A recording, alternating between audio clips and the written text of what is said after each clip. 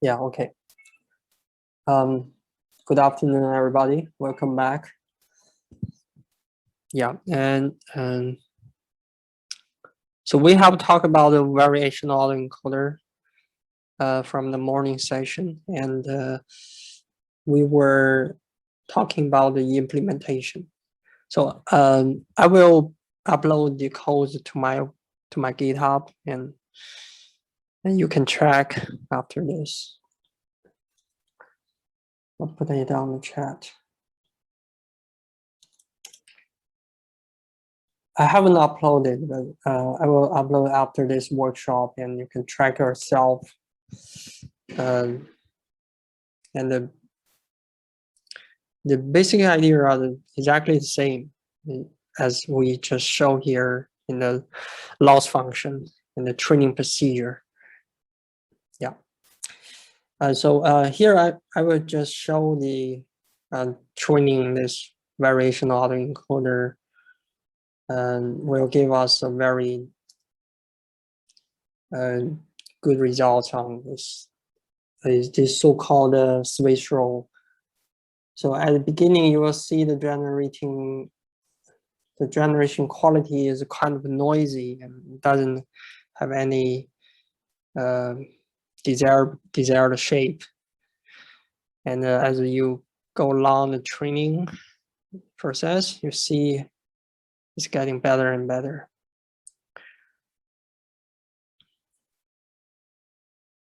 Yeah, that means we actually, transform the unformative distribution into a desired distribution.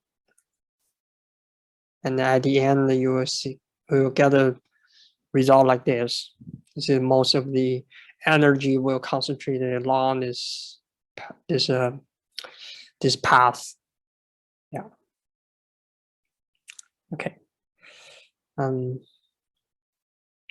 But of course, there are still a lot of problems regarding this variational autoencoder design. So a lot of work to address those issues and try to better it, try to perfect it. Okay. So we will talk about the second family of likelihood-based models, which is called normalizing flow, or what we call flow-based models. And recall that we resort to Bayesianet since working directly in the original data space is quite troublesome. And we assume that there is a latent space which allows for trackable distributions such as Gaussian, unit Gaussian typically. And therefore, we can do sampling or inference through this mapping from the latent space to the data space. And we have already seen that variational autoencoder and GAN, they are all in the same spirit of this idea. And the difference of normalizing flow from those models is that we can raise a very interesting question. What if this mapping is invertible? So you can totally, if this mapping is totally invertible, that means for every x, you can very sure that the latent code you recover is exactly one that generate at the x, right? So if this mapping is invertible, some interesting property will appear, and we can explore this property to design a very powerful generative model. Yeah. So if the mapping unfortunately becomes invertible, then this means that we can perform inference in an exact manner. Like I said earlier on, variational autoencoder is not performing an exact inverse, but in the contrast, the normalizing flow try to address this problem. Yeah, but the caveat here though is that the two spaces now, the latent space and the original data space have to be topologically equivalent for the changeable variable formula to hold. And we will talk about this later. So first we have to digress to some basics about the so-called topological equivalence or homeomorphism. So very roughly speaking, a topological space is a geometric object, and the homeomorphic is a continuous stretching and bending of an object into a new shape. So as I show here down below, you can see that these two shapes, these two geometric objects are actually homeomorphic. You can do this by stretching or bending the edges so that a square can become a circle. And in the other way around, you can actually morph a circle back to a square. But these operations has to be stretching and bending instead of cutting out some edges. So you have to follow this principle. And if you can do this, we say that this shape, the two shapes are homeomorphic, okay, to one another. So we just talk about this latent space, and the data space has to be topologically equivalent, which means they have to denote exactly the same object in a different form. So the objects you are dealing with are exactly the same, but in different form, okay? So yeah, in order to assure this changeable variable formula to hold.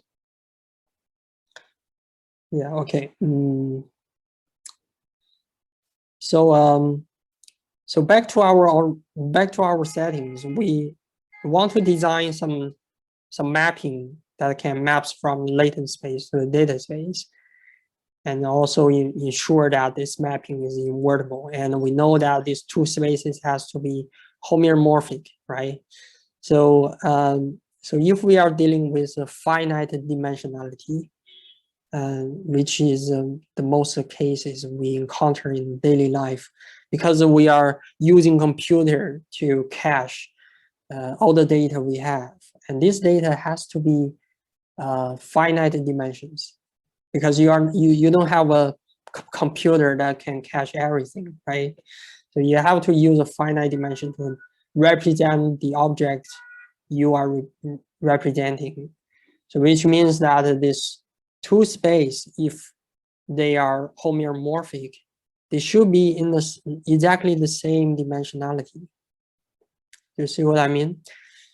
So if this latent space, if the data you are dealing with is lying in 784, say, MNIST, then the latent space has to be 784 in order to ensure that they are topologically equivalent, in order to ensure that there exists a mapping, invertible mapping from latent space to data space. Otherwise, this mapping will never be invertible. So this is, so when we compare this with the GAN and VAEs, we see that this is a implication where GAN and we try to learn some lower dimensional representation that can represent the data. And there's no way you can find the inference, the exact inference of this forward mapping. But normalizing flow is different.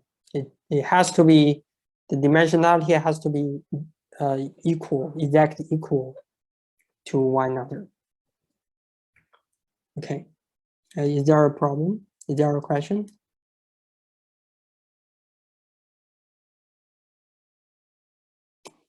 Yeah. Yeah, let's continue. So in order, the reason why we ensure they are invertible is because we want to explore the changeable variable formula. So recall that in variational autoencoder, this P of X is a, yeah, let me show you, remind you with this. And this P of X is a integral over a multidimensional space, right, in the Z space. And this is not tractable. But if these two spaces are of same dimensionality, we can explore the changeable variable formula.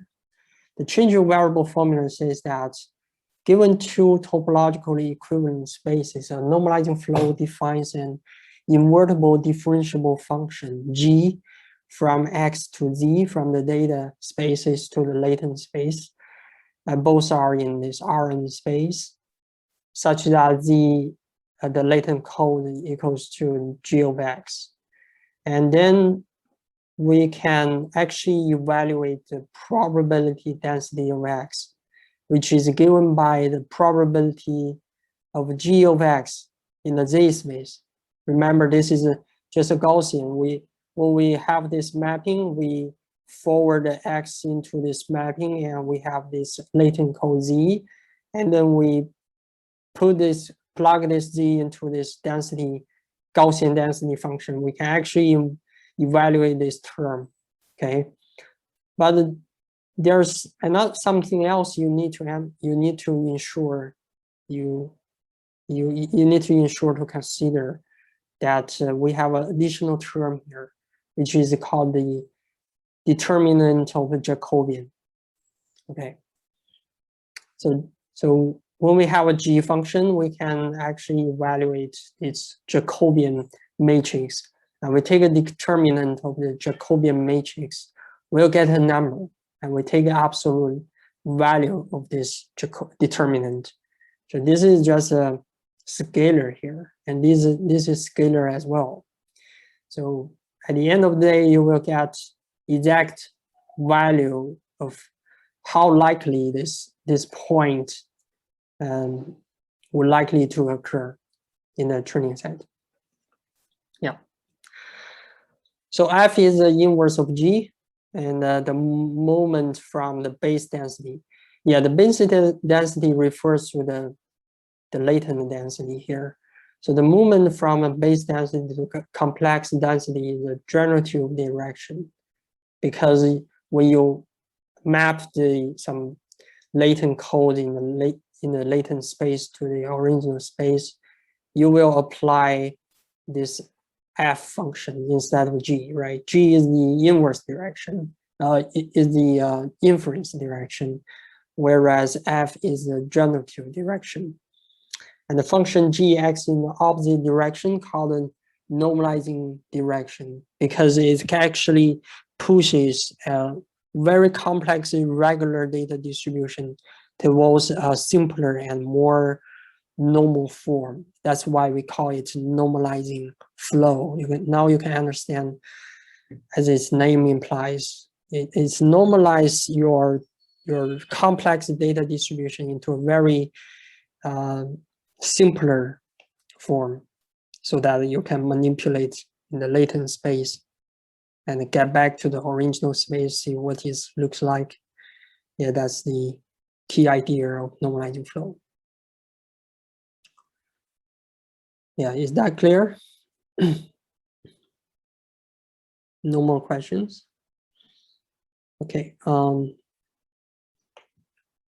So the caveat here is that, again, the two spaces have to be topologically equivalent. So if they are not, then it's not invalid to use this changeable variable formula. Yeah. So here we will do a little access to deeper understand what is changeable variable formula and how it works. So here is a very simple example. We are now working on with a univariate example where X is just a random variable. It's a scalar, but it's underdetermined, and it follows a normal distribution with zero mean and a unit variance. And when we apply y equals 2x, 2 times x, this function, the question is what distribution y follows. Okay, is that clear? So any comments on this? Is anyone can answer this question?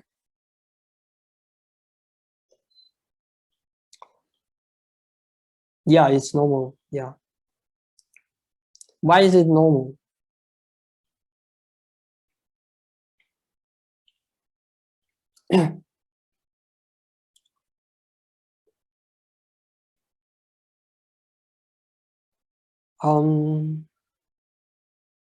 Yes, right. Yeah, exactly. But how do we derive this, right? Yeah, a fine property. Yeah, exactly. So there's in calculus and probability theory, we have learned that the affine transformation, actually the linear transformation of any Gaussian is still a Gaussian, right? That's the conclusion here. But to understand the changeable variable formula, we have to derive from the very beginning. These are just conclusions we can use, but we need to ensure that we really understand how this is derived. Okay, so here I show one possible solution to it. From the very beginning, we start from the CDF, which is called a cumulative density function. So we are interested in this variable y here, and we like the capital Y denotes the, the random variable. This is abuse of notation, but you can understand it. So now we consider the CDF, the probability of the probability that y is smaller than or equal to this value y. So here y will be an exact value under consideration. And here this y will be the random variable. It's underdetermined, right? It's a stochastic value. And now we are interested in this probability. So this is a probability instead of a probability density. You see, there's a difference between them. And now we consider the probability. And because we know that y equals to 2 times x, always, no matter what kind of value, what value you pick for the random variable, right? It always stands true. So we replace y with 2 times x. And now the event we are considering is how much likely that 2 times x is smaller than or equal to the specific value y here. Okay, and then this is equivalent to the probability of x smaller than or equal to y over 2, right? And because we know exactly what x, this random variable, what kind of distribution this follows exactly, this follows a Gaussian, unit Gaussian distribution. So we can apply the definition of the CDF, which is the integral from minus infinity to y over 2. The integral is taken with regard to this density of x now, because we know the density of the unit Gaussian, right? So now the probability of this event can be written in this way. But we are interested in the PDF, the probability density function, instead of CDF. And the relation, as we learned from calculus, is the differentiation where we differentiate this CDF with regard to dy, right? With regard to the y, the value. And care should be taken when you take the integral like this.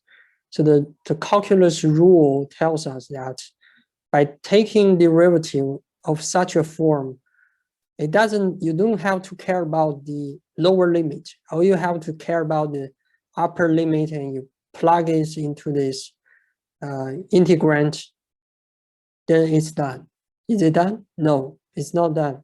because you have to use the chain rule, because you're taking the derivative with regard to y instead of y over 2. You have to take it as a whole and plug into this function, and then you take a derivative of y over 2 with regard to y, right? So that gives give us another term, 1 over 2, right? So this is exactly the density of interest. Yeah, and then for this term, we just plug y over 2 into this Gaussian density function, and yeah, and then we are done here. So we recognize this as a Gaussian distribution, right? It's still a Gaussian, but with different variance, with a larger variance, because you are actually stretching it. Later on, I will show the plot of it. So now you can see that the whole derivation doesn't involve the changeable variable formula. Then why are we talking about this? This will give us the second solution. So we can directly use the changeable variable formula. Recall that the changeable variable formula tells us that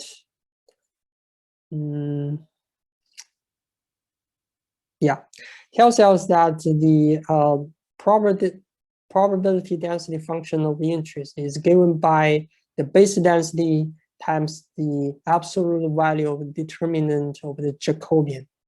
Okay, so we will directly apply this formula to this case. So now we just directly consider this P of y, the PDF of the y variable. And by changeable variable formula, it can be written into a form like this, right? It can be written as a base density where you apply G to this Y, and you get X, and you plug it into the unit Gaussian, right? And then times the determinant of the Jacobian. And in this univariate example, where we are working with one-dimensional case, so this Jacobian will be just a derivative, right? And first of all, we need to determine what G is. So you need to take care that this G is actually, so you need to find some function G based on this mapping. So what G is? So G will be y over 2, right? So you try to find the inverse mapping of this mapping that gives you x equals to y over 2. That's G function here, and you take the derivative before you take the determinant. So the Jacobian will be 1 over 2 because you are taking derivative with regard to y, and when you take a determinant of a scalar, it's still a scalar, right? You can understand a scalar as a 1-by-1 matrix. It's still a 1 over 2, and then you take the absolute value of 1 over 2, it still gives you a 1 over 2. 1 over 2, yeah. And then with this, we have 1 over 2, we plug into this univariate Gaussian distribution times 1 over 2. So you can see that it's exactly the same as we derive from the perspective of CDF. Yeah. So this actually shows how changeable variable formula is derived. It's actually derived from CDF from the very beginning. Yeah. So that will give you exactly same solution to the solution 1. Yeah. Everybody clear with this?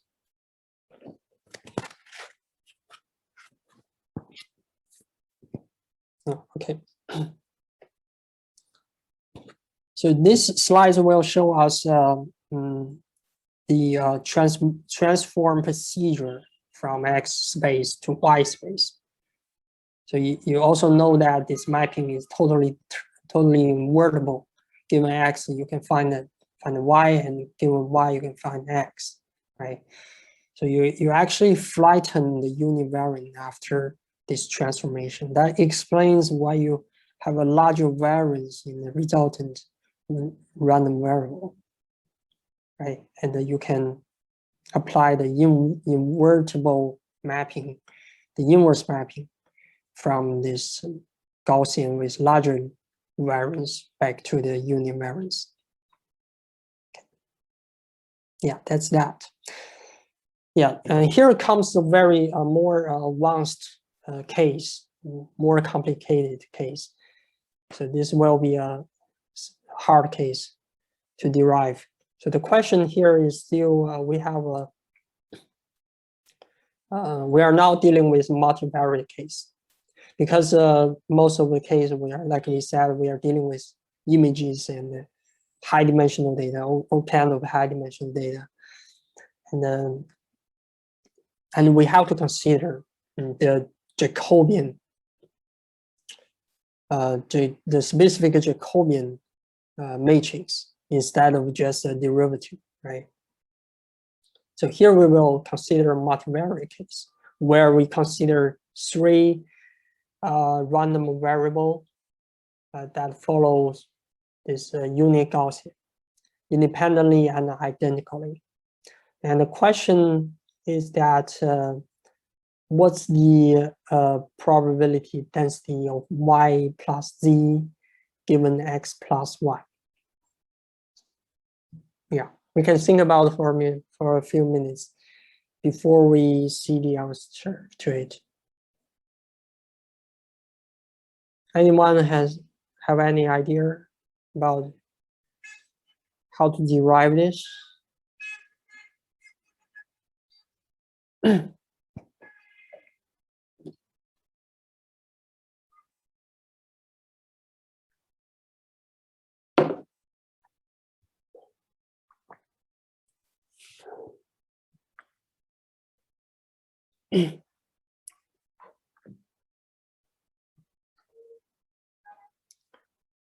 Yeah, it means yeah, it is short for independently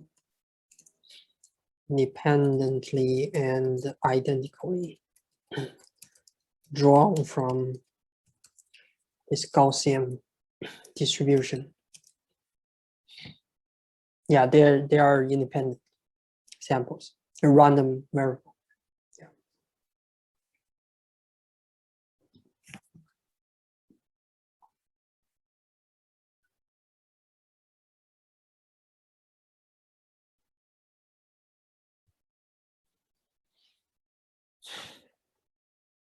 Okay, 1 more minute before we continue.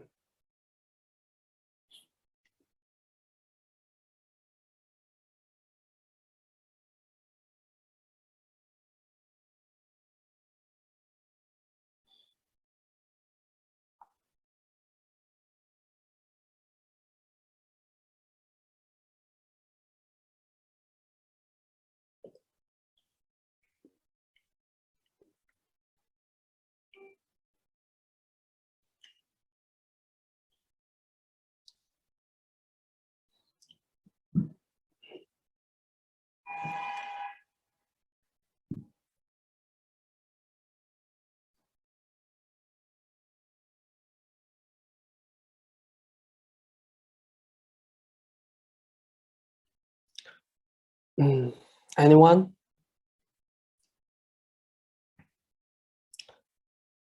Yeah, maybe we go directly to the solution. So one solution I can think of is reconstructed normalizing flow. Okay. So now because we are interested in this y plus z, which are this addition of two random variables. So this will make things really complicated, right? So we use one, and we introduce a new random variable u, which is a summation of these two. And we also, similarly, we incorporated another new random variable v, which is a summation of x. x plus y.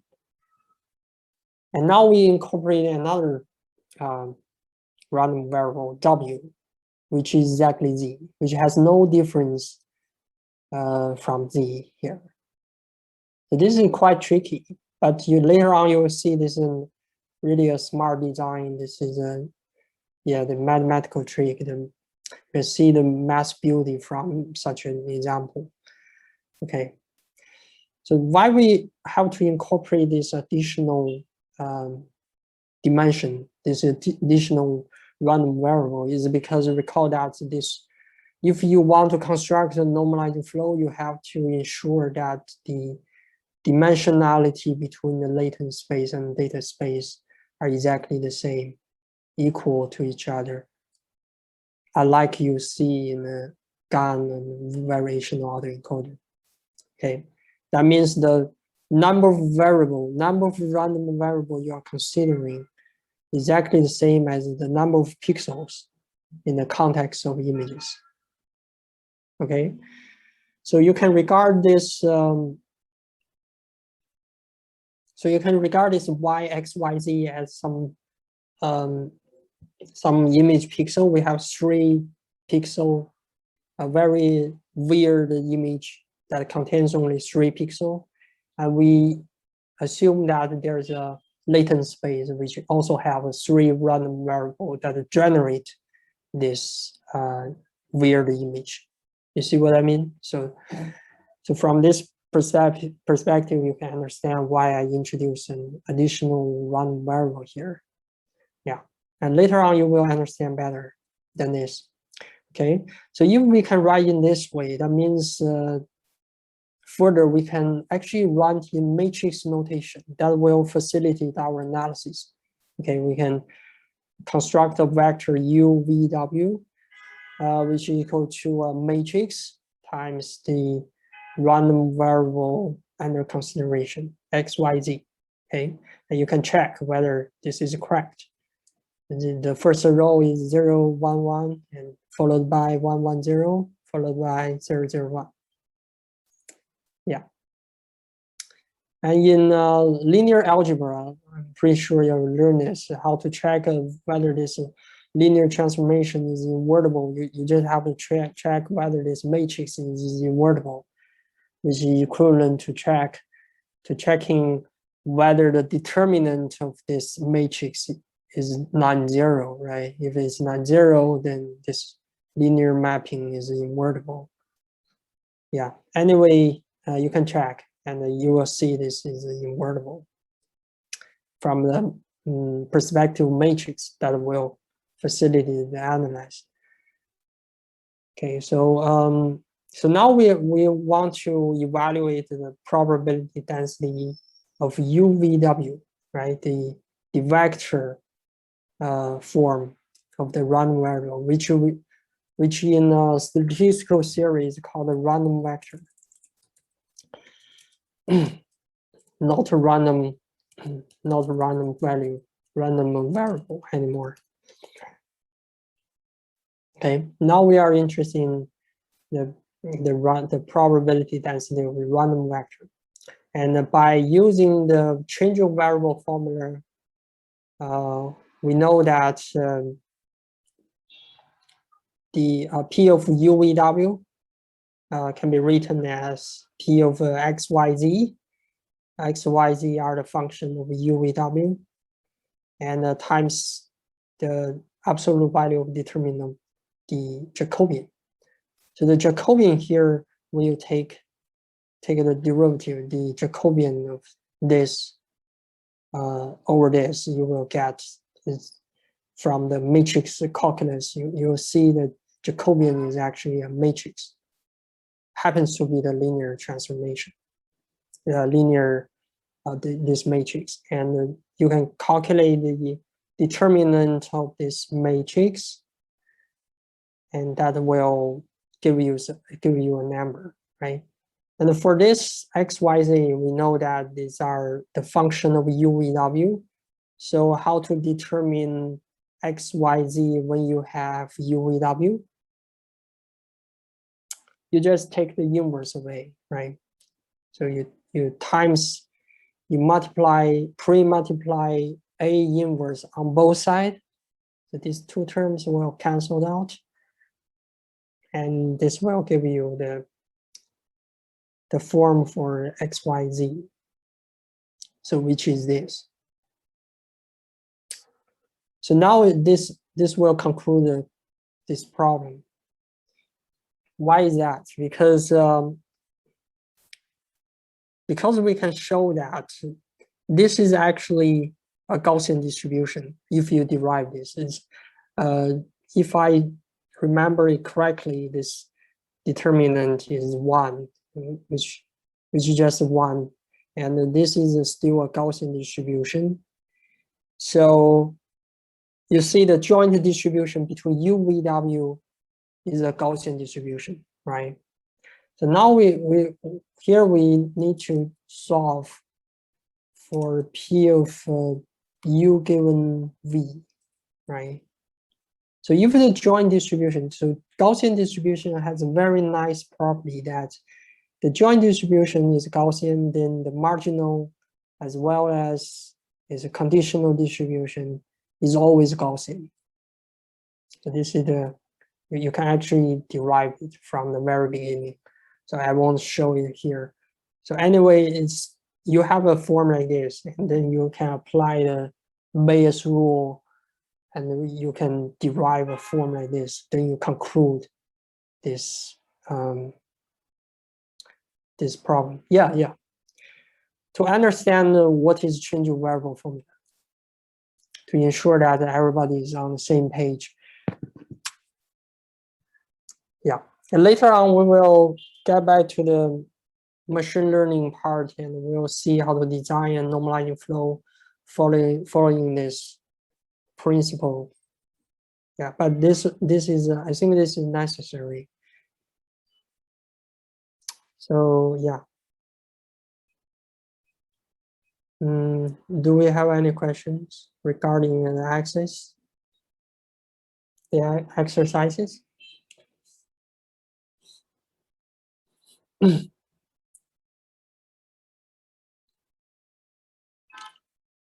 no? Yeah. So now we get back to the real business. Yeah. So before we see how to implement this so-called bijective layer is actually equivalent to is a term that's referring to normalizing flow. Okay. So before we see how to design a bijective layer or a normalizing flow, we'll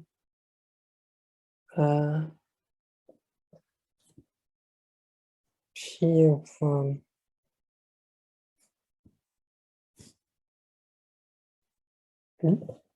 x plus y.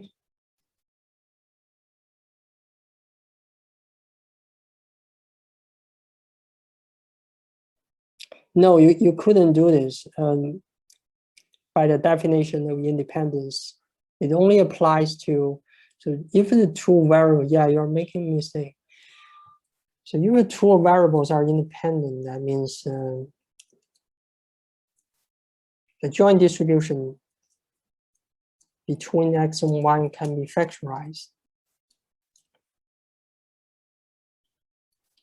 It's not like this. It's not like this. The addition of the can be factorized. It's not like this. You see what I mean? So you don't have. So now I don't understand what does this term come from?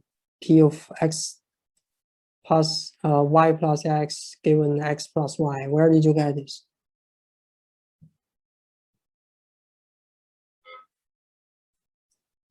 This is y plus z. No, you couldn't remove it. That's why I recall you with this in the definition of independence.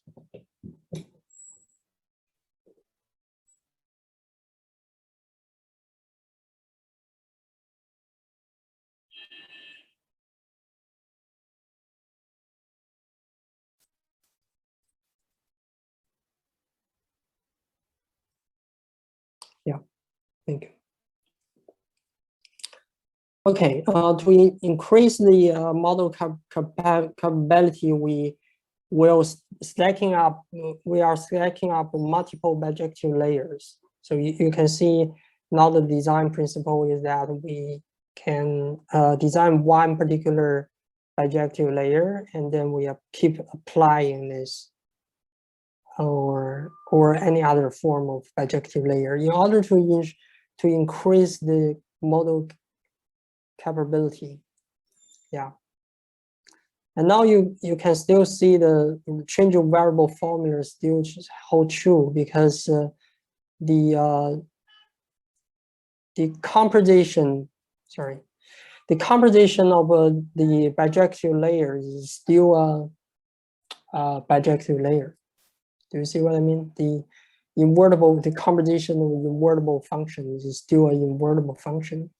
So now the changeable variable formula will look like this: the log of p of x given by the final representation, the probability of final representation, plus the summation of the log of the determinant of the Jacobian here. Yeah. So this is a typical way, just like what we see in a discrete model, where we have a multiple convolutional layer in order to increase its expressiveness. Yeah. And on the other hand, we are also interested in decreasing the complexity, because every step you take along this transformation, you are taking the whole set of the random variable. So this is a disadvantage of normalizing flow. You have to ensure that this latent space, this latent code has exactly the same dimensionality as the data, right? There's a whole bunch of variables you have to take along the whole transformation all the time. That is quite a lot of things to consider. So one smart design is called a multi-scale architecture. Let's say we have for example, let's say we have 4 random variables, and after bijective transformation, we have Z1, Z2, and H3, H4. We have 4 latent variable intermediate representation, and we cut out a few variables from the whole set and send them directly to the end. And the rest of the variables will go through more transformations. And you can see that this doesn't violate the invertible transformation, because when you are given Z1, Z2, Z3, and Z4, you can actually retrieve X1, X2, X3, X4, right? So it's still a totally invertible, but the advantage is that we can have fewer parameters to parameterize the whole thing. Yeah. Okay. And here intuitively, we take a look at the visualization of the normalizing flow mechanism. So in 2D space, okay, we're now looking at 2D space, and the starting distribution is a Gaussian, unique Gaussian distribution. And these are the two flows. One is called a planar flow. The other one is a radial flow. And don't worry if you are not familiar with these are just the 2 kinds of normalizing flow that proposed in the paper. Okay. So you can see that one normalizing flow actually transforms after one step. You see how this planar flow transform a unique Gaussian into it looks like a Gaussian still, but it's squeezed, right? Yeah. And at the second step, you see starting to separate this unit Gaussian into multimodal.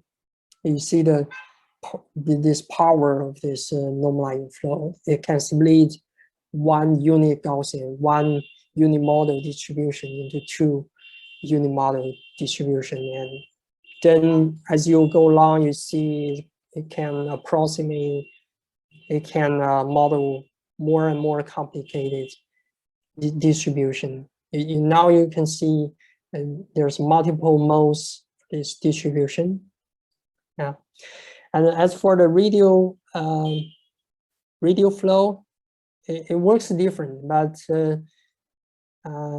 I mean, this is just to show the power, the approximating power of normalizing flow. You see, these two flows approximate in a different way. Yeah. So given this unit Gaussian, it start to morph it, and then yeah, it's gonna be very complex. Anyway, you can now understand how you transform a regular distribution into a multimodal distribution. And same thing goes with a uniform distribution. When you choose the uniform distribution as a base density, you see how these two flows actually transform it. And the parameter of these flows are randomly initialized. Yeah, this is just to show the power of the normalized flows.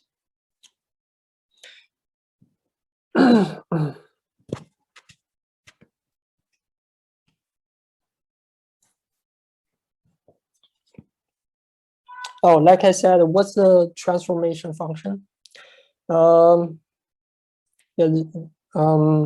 like I said, you use the neural network to parameterize to learn this, to model this transformation, and the weights of the neural networks is randomly initialized. So this is just to show the power of the normalized flow. And later on, we will see how they are implemented. Okay. Yeah, we can actually go from any distribution to any distribution as long as the function is totally invertible. Yeah, you can do this. Yeah, you can construct some Gaussian samples in your data set, and you choose a uniform distribution as your base density, and you use a normalizing flow to learn a mapping between these two spaces. Yeah. And further, we yeah, you can.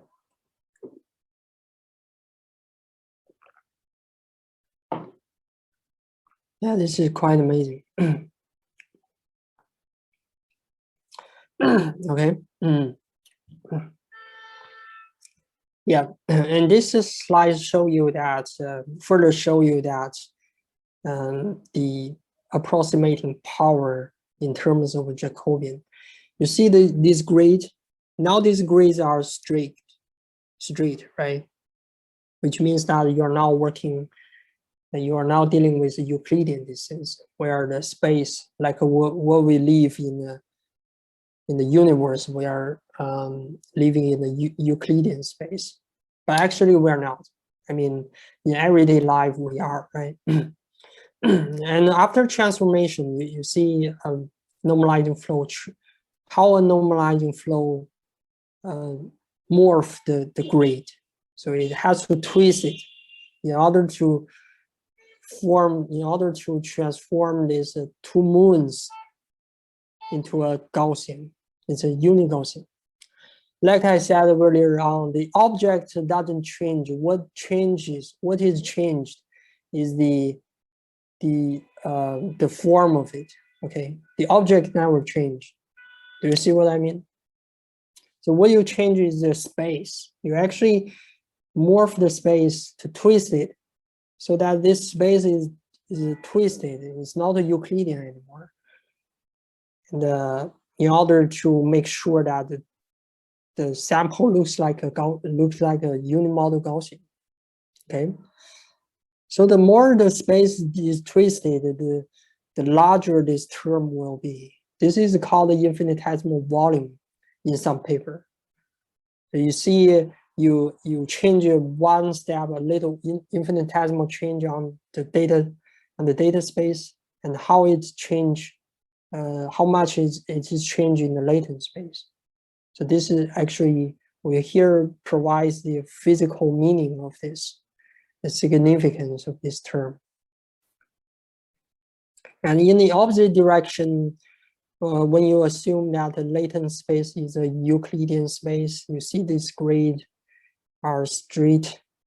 And when you apply the inverse transform, you see the space has to be twisted again very much. And then this Gaussian will looks like two moons. So now you can understand that the more complex the data you want to have, the more twisted, if you still use a Gaussian as a prior, the more twisted this mapping will be. And you put all the pressure on this invertible mapping so that this mapping can twist the space in a, yeah, to the extent you desired. Okay, there are any questions? So now we will talk about, we will address your problem, address your question regarding how to design a specific normalizing flow. Okay, so the challenges of designing a normalizing flow lies in twofold as well. One is easy to invert, so the function has to be easy to invert so that it will be efficient to evaluate on both sides, on either side of this space, right? And another aspect is that the determinant of the Jacobian matrix need to be cheap to evaluate. So this term has to be very cheap to evaluate. So recall in linear algebra, we learned that to evaluate the determinant of a matrix, it requires O of n cubed, right? So that's so where n is the number of dimensions, you can think of. So if you deal with amnist, then n will be 784, and you can think of how large this number will be,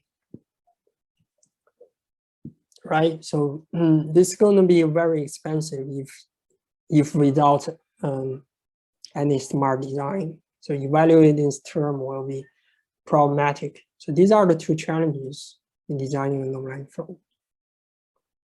Oh, sorry.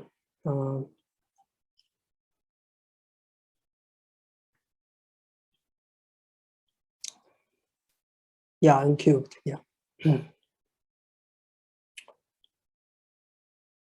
So here we take a look at the very first normalizing flow that proposed in 2015. This is a very clever design.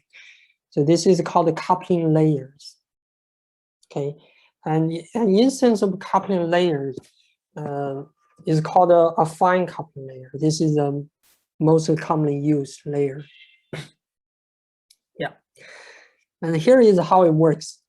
So given a d-dimensional input x, where so now d is the let's say 784 for amnist, and we determine a smaller d that is smaller than the capital D.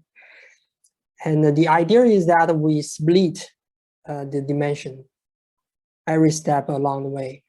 Okay, so we have the whole input x vector, and then we split it into two halves, maybe equally, maybe not. It depends on you. Okay, it's up to you. So so let's say D is the half of the capital D, and we use, and one for the first half we send it all the way to the output. Okay, it doesn't change it. So this is the equation for this branch. Yeah, and for the second half, we use the first half to parameterize the scaling and the translation. Here S denotes the scaling effect, and T is the translation. You see that the second half is experiencing some exponential of the scaling, which is a function of the first half, plus the translation, which depends on the first half again. Okay, you may wondering why we design such a, why we are doing this, right? So now you can understand why it's called coupling. You're actually coupling the first half with the second half.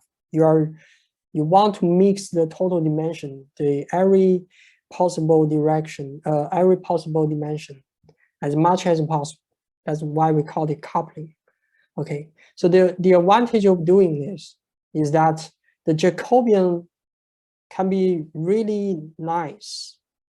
You see what I mean? So when you track the forward of propagation, and when you take the gradient with regard, the gradient of y with regard to x, you are evaluating the Jacobian matrix of this transformation. You see that the first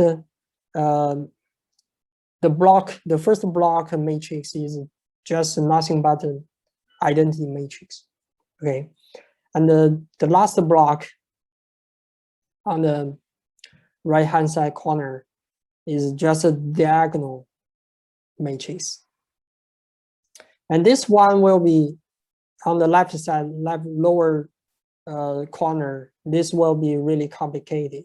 Okay, but it doesn't matter. The magic is this doesn't matter, because we want to evaluate the Jacobian, the determinant of this Jacobian. So we learn from the linear algebra that the determinant, there's a bunch of family of matrices that has a very efficient computation of the determinant. And one family is a diagonal matrix, or lower diagonal matrix, or upper diagonal matrix. So determinant of such a matrix will be just the product of the diagonal, right? So you don't have to worry about this term. All you gotta do is take the product along this diagonal and take the absolute value of this scalar, and then we are done here. So now you see this coupling layer actually simplifies this computation from b cubed to the linear calculation. So this will simplify a lot of things. And regarding why we are defining, because right about now we are, so before this slide we are talking about the general effect of normalizing flow. We didn't talk about the specific design and instance of normalized flow, right? You have no idea how to design you have no idea how to implement one. So now we are take a look at one instance of designing a normalizing flow. Yeah, this one was proposed in 2015. Is that clear?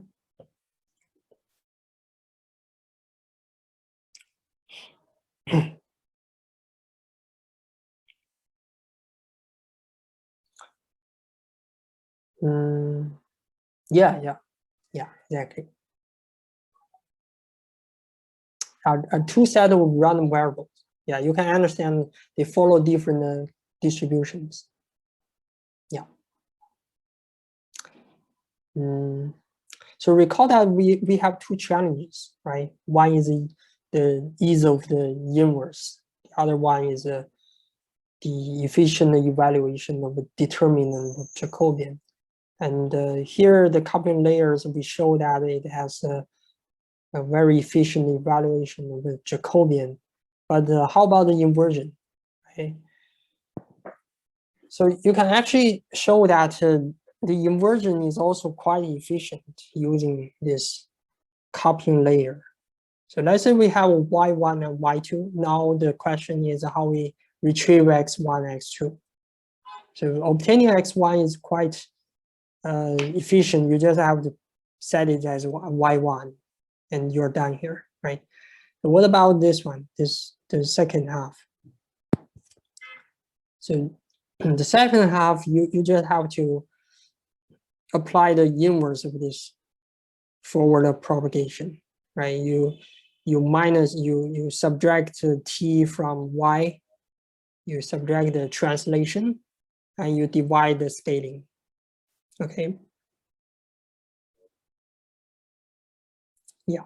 So now we know that the coupling layer is easy to invert, and the determinant of the Jacobian is also cheap to evaluate. Yeah. So next we will talk about using monotone function to implement such bijective layers. So this is the coupling layers is just one typical example of implementing the bijective function. But this is not enough because a lot of people argue that coupling layers is not powerful enough. So people are still, back to a few years, people are working together to derive more and more powerful bijective layers. Yeah. So this is the first one. So next we will consider more and more powerful coupling layers, the bijective layers. Yeah, and let's take a 10 minutes break, and we will resume at 2:43. Okay. See you later.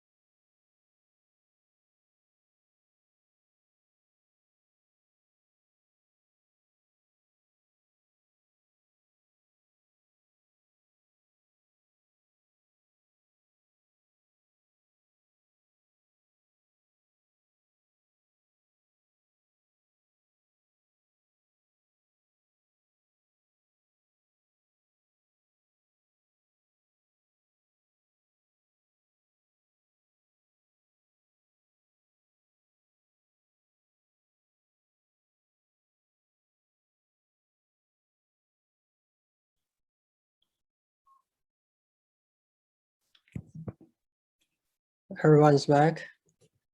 So let's continue.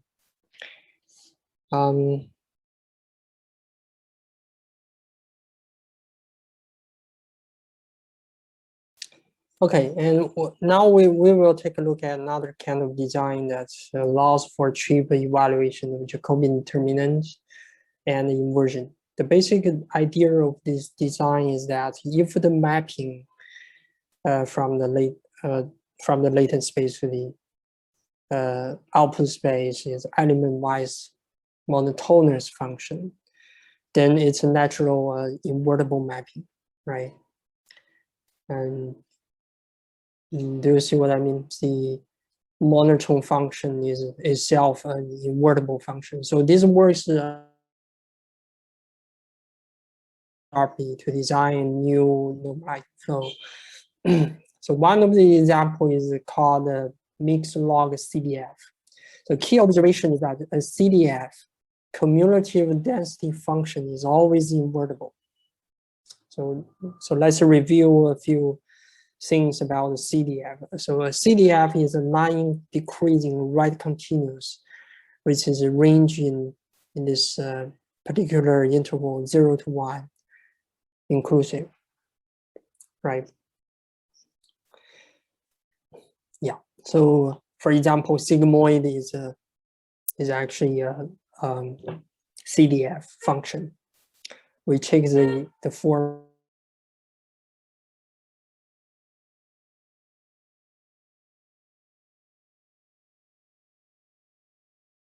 of 1 and it's always increasing. But there are some cases where you see the function is non-increasing. So that's why we, in the definition, we use a non-decreasing function as a definition to ensure its correctness. And this sigmoid function will be commonly uses a function that we can use to construct a normalized flow. Okay, so the idea is that so firstly we consider let's only consider a scalar x. The input will be consider just one particular dimension, and we apply a function like this. We take x and put it into this mixed log CDF, this function, and we then apply the inverse of the sigmoid. Then we perform the multiplication of the scaling and apply the translation. You see that? And now we have considered what determines this function and what determines this transformation. There are 5 parameters here: pi, mu, s, a, and b. Okay, so pi, mu, s will parameterize this mixed log CDF function, and a and b, one is for the translation, like we saw in the copying layer. The other one is for scaling. Okay, and here mixed log CDF is defined in this way. So because x is input, and we define mu is the mean direction of the sigmoid function. So here we just show that this is mean 0, shift it to any position you like, right? And this S controls the shape of the sigmoid function. If you choose a higher S, then the curve will looks like this way. It's more flattened. So these two parameters control the shape of the sigmoid function under consideration. Okay, and we also, to increase the model capacity, we use multiple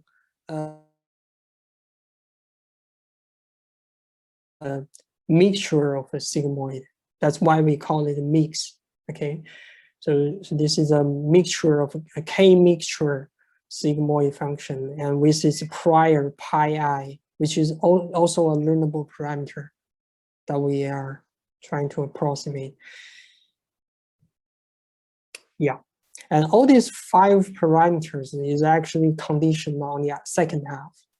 Remember that in the coupling layer, we use 1/2 to parameterize scaling and translation and apply this scaling and translation to the second half. And here it's in the same spirit. We use 1/2 to parameterize pi, mu, s, a, and b. And we use them to parameterize the translation, the mean location of the curve, and the scaling and the translation. Yeah, these are all for the consideration of designing more and more powerful transformation. Yeah. Okay. And then we still follow, like we said earlier on, we still follow the design principle of coupling layer. We use 1/2 to parameterize the other half. And the Jacobian is still lower triangular, which makes the determinant really easy to evaluate. Yeah, okay. So you can regard it as another instance of a fine transformation, coupling layer. Okay.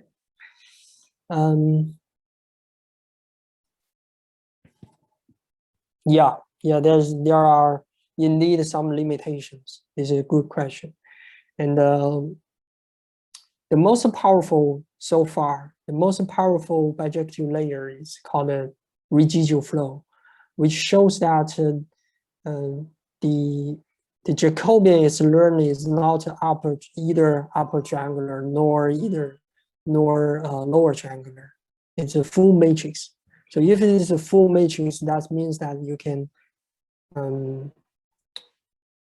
like we show it here, you can actually see if the Jacobian is a full matrix, that means that you can actually squeeze and direction. That will be more powerful. Yeah. But the thing is that for this, if this is a full matrix, then it will be very expensive, and people use some approximation method to calculate this term, and that's really time consuming. Yeah, that's the limitation of the full matrix. Yeah, there's always a pros and cons.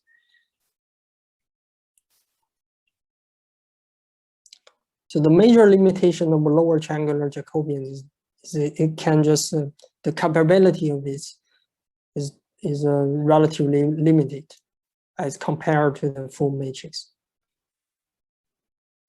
Okay. Sorry, can I ask the question? And it'll be easy to just say. Is it correct to say that if the GAN have the similar output and input dimensions of the input and output, then we also could apply the same theory for GANs? Yeah, you can. Yeah, there's already some research that has already done this. That's called the flow GAN. And what did he find out? Is it Jacobian have some special structure, or it is like also very complicated and difficult to compute one? You mean in the for GANs? For GANs, yeah. GANs. If they consider the Jacobian, does it have some special structure, or just full metrics that you need to? No, the only work I know so far is just apply this coupling layer to the GAN structure. The flow doesn't change much. It's still the coupling transformation. So it will be the same as we discussed here. Oh, it will be the same lower triangular form for GAN as well. Triangular form. Lower triangular form of Jacobian will be the same for GANs, or not? Yeah. Can you clarify why it's so? Why it will be also lower triangular for GANs? Because we didn't use this bijective layer tricks when we built the GAN, right? No, we didn't for most of the cases. But why it will be lower triangular? Or the people that analyzing this normalizing flow specifically try to make bijective layers? Okay, let me check. I think there's a misunderstanding here. Let me draw you a picture. So I will use this square as this rectangle as this flow model. And if you try to use it for GAN, then that means you are using a structure like this, right? So this flow will output some fake image, and this is discriminator, right? This is D, okay, this is D. And this, the flow generates a fake image. And in this meantime, this D takes as input.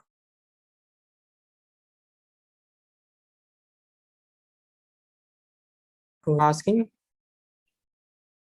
Yeah, actually, I just figured out there was the paper mentioned in the chat. What they did, they specifically built a neural network for GAN such that it have the similar structure as bijective layers. Oh, okay, yeah. So because if it is like any arbitrary structure, then maybe you won't have lower triangular shape. Okay, I think I got it. Yeah. Okay, yeah.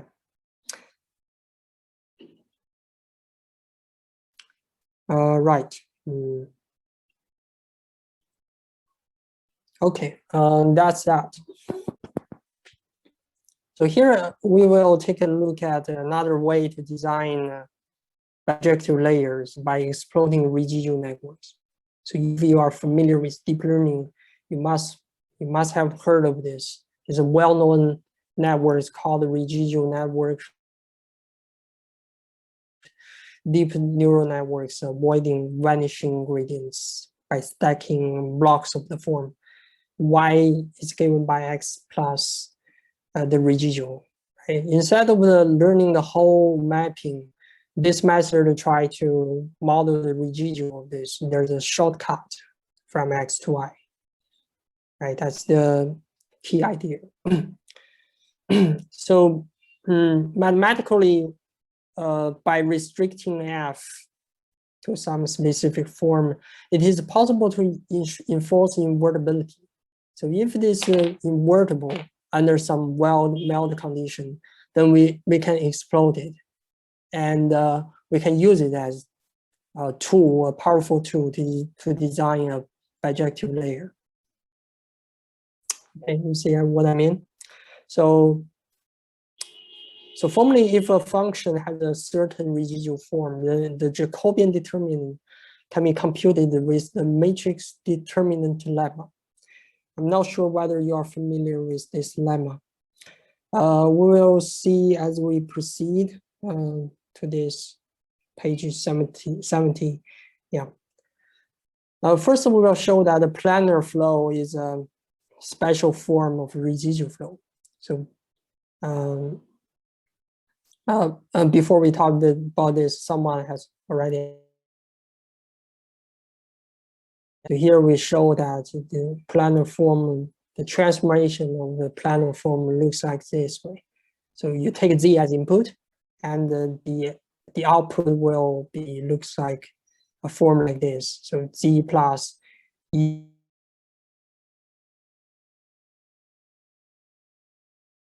element-wise nonlinearity, and h prime is it's a derivative, and w is also some learnable parameter, and here is w transpose z plus b.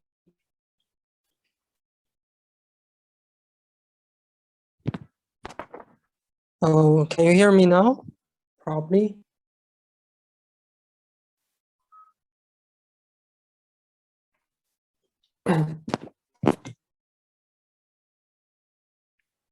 Is it better now?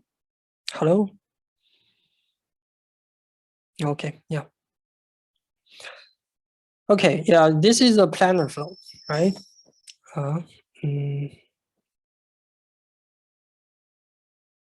What about now?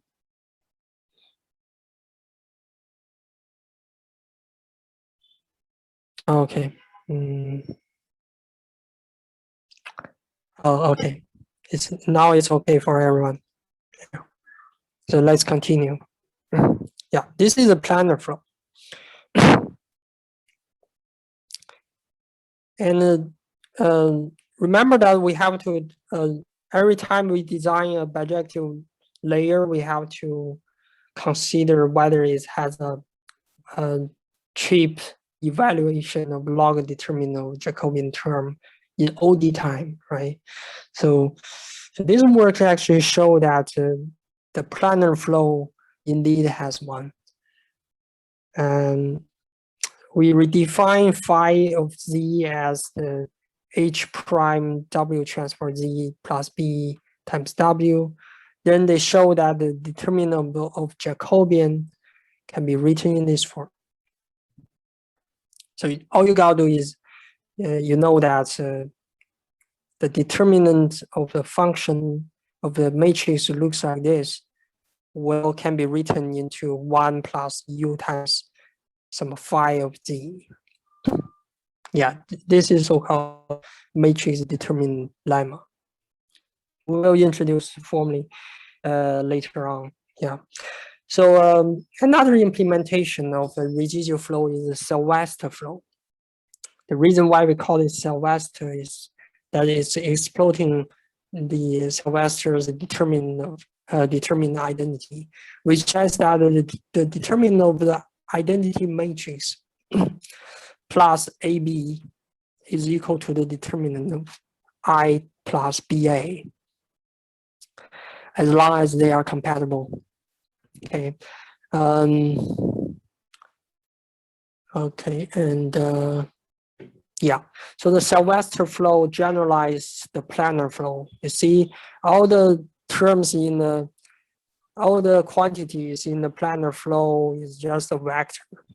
And here, Sylvester flow generalizes this vector into a matrix in order to increase the model capacity.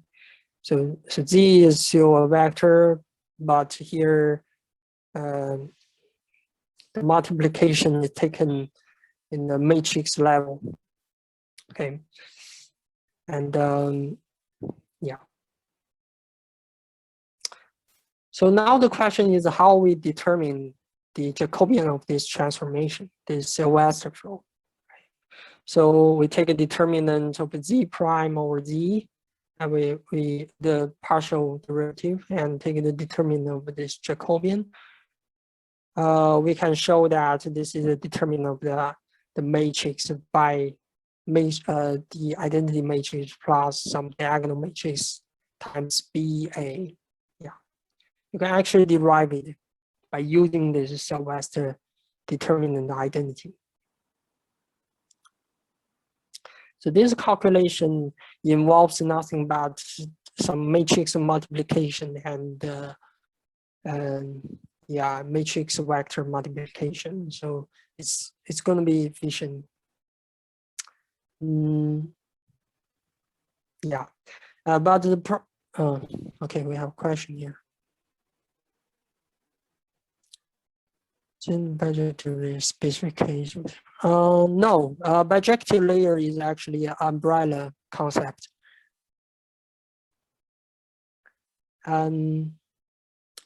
Yeah, it's a general concept. Bijective layer is just a normalizing flow. It ensures the invertibility of your mapping.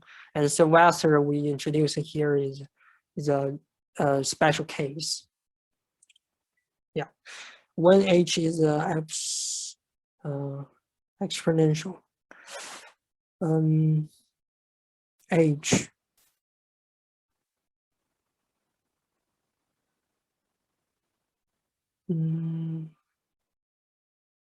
we didn't specify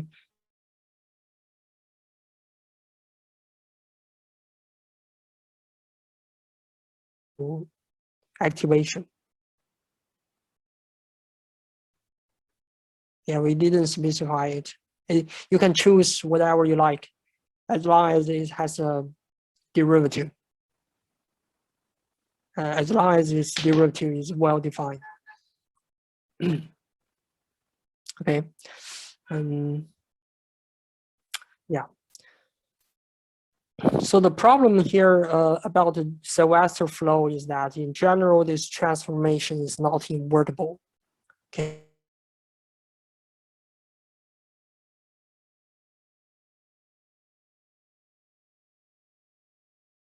The Jacobian is easy to evaluate. It doesn't mean that the transformation is invertible, right? So this Sylvester paper actually consider the following special case of the above transformation. Recall that the transformation we are considering is general for any matrix A and B. And here they consider a specific form, which is QR. So they parameterize A as a Q matrix times R matrix, where Q is a orthogonal set of vectors. You can think of it as a QR parameterization, a QR factorization, if you are familiar with matrix factorization. And B, we will use another special form, R tilde times Q transpose. Yeah, and here R and R tilde are different different matrices. They are optimized on its own right. Okay. So now the Jacobian, the determinant of Jacobian will reduce into this by simply applying this Sylvester determinant of identity. We'll obtain a form like this. Okay.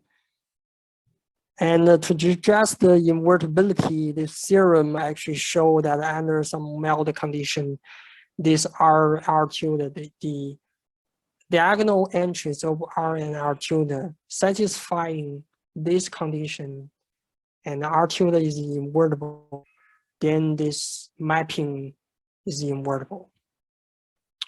Yeah, this is quite theoretical. But we just have to understand that there's a few design principle behind this, and how we parameterize this learnable parameter in a certain condition. Okay, yeah, and then so far right now we have introduced the coupling layers, planar flow, and Sylvester flow. Okay, and these flows are, if you examine closely,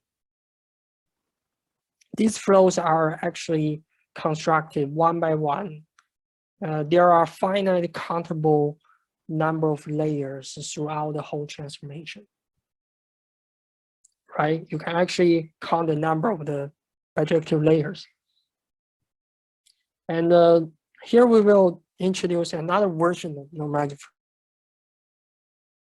This is really amazing that the author doesn't actually consider finite countable number of layers. It's kind of design some model that doesn't consider, there's no concept of depth or layers, right? This will rev your understanding of neural network. So this continuous normalizing flow is also known as neural ordinary differential equation, which we call neural ODE.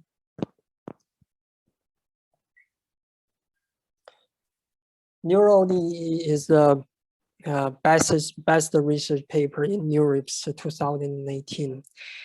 And so let's take a look at how they motivate such a model. So in ResNet, in RegiONet, you know that we are taking a shortcut and we learn the Regio. So every time T, you can think of T as a layer, okay?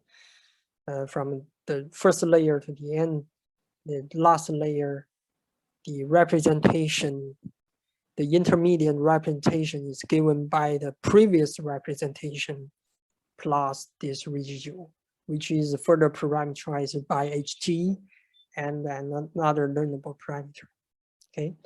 And this iterative updates can be seen as Euler discretization of the continuous transformation.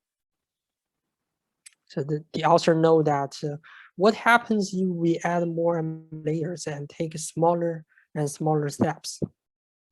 So now you can see every time we take a step, we take a discrete step. We jump from 1 to 2 and 2 to 3, right? All the way up to the final layer. And now we are considering in neural ODE, we are taking infinitesimal small step. And there are infinitely many layers in this model. You can think of it as in this way, okay? So in the limit, we can parameterize this continuous dynamics of hidden units using an ordinary differential equation specified by a neural network.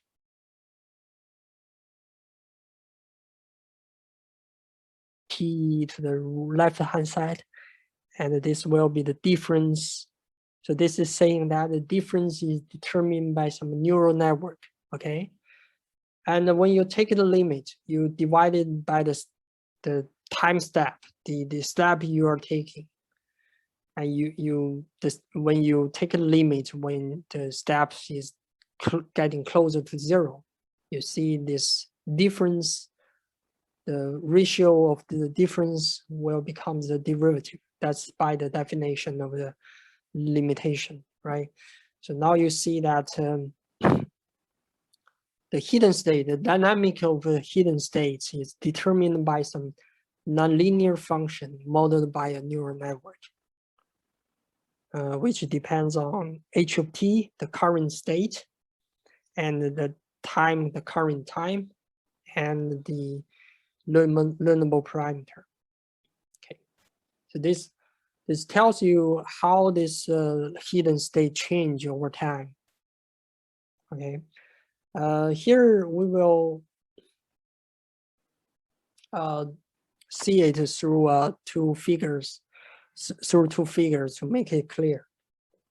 So for residual network, we are taking discrete step, one step after another till the end. So you see we jump from one point to another all of a sudden, right? There's no intermediate continuous smooth change between. But in ODE neural network, in neural ODE, you see the step we are taking is actually smooth. You can stop at any point. And the depth is no longer discrete. It's totally continuous. And to model such a transformation, we are using the difference, which is modeled by the neural network. The horizontal axis is the you can think of as a specific value of the input. You can imagine if we work with one-dimensional data, and when we take this is more like a 4, right? When the input is 4, the next step you take will follow this path, and it will become 5, closer to 5, and here it gets to 5 after one layer, one depth of the layer, and then yeah.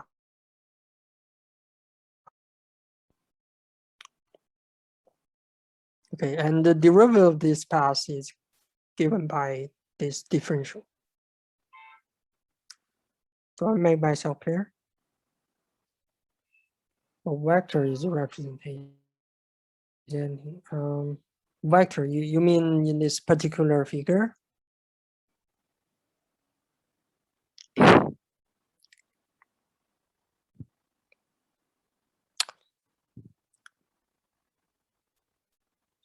Colorful vectors.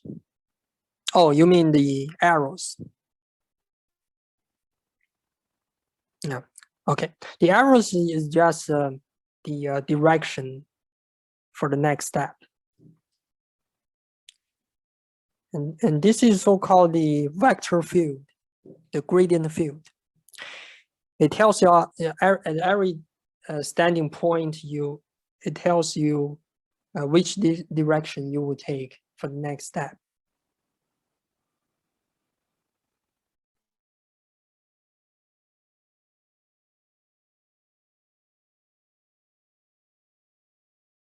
Intuitive enough.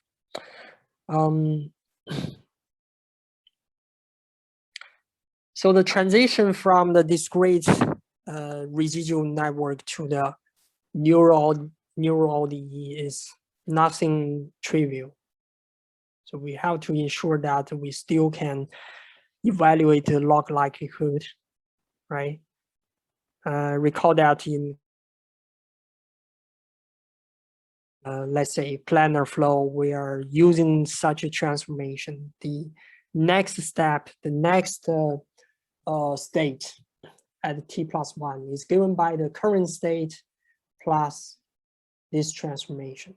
And we can show that by using the changeable variable formula. We know that the log probability density of the next step, the next state, is given by the log probability density of the current state minus log of the Jacobian, right? The determinant of Jacobian. This is really convenient for discrete models. But the problem will arise when we transit from discrete model to continuous model, which is modeled by a neural network. It's no longer the difference between them, right? So this is a differential, the dynamic of the latent state. And the question is, how can we determine this? So you can understand this through time by some rule governed by this neural network. Then the log probability density of this state must be following some other rules, right? And this is the something we need to consider. And the reason why we consider this is because we want to, by the end of the day, we want to evaluate the log likelihood P of Z, the last one, capital G, right? We want to evaluate the final representation, or Z0, which is the data. So we let the Z0 be the X, the original data. So for inference, we need to evaluate the P of data, P of X. That means we are interested in the P of Z of 0. And even we know the dynamics of this at any time, okay? We can actually calculate at any time we can calculate P of Z by integration. Right? We take the integral with regard to time, and this will give us the probability density of at any time step. That's the key idea. So we need to solve this this problem. Yeah. So luckily, fortunately, we have this theorem to ensure that this is actually possible, and that the dynamics of a log of a P of Z of time is just given by the negative trace of the Jacobian. Okay, you see that? Where F is modeled by some neural network. So this Jacobian, you can use any autograd platform or implementation tools such as PyTorch and TensorFlow. Those packages will return you with this Jacobian, and you just have to take the trace of it. And this will give you the dynamics of how the likelihood change over time. So when you have this, you can get whatever you want. At any time, you can obtain the log probability at any time step. Is that clear?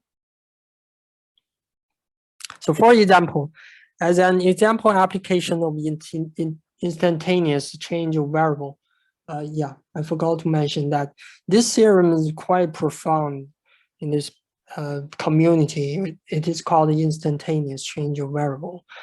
So before this, we were talking about change of variable formula, right? Change of variable formula. But this change of variable formula only applies to discrete models, discrete transformation. Now we are considering continuous transformation.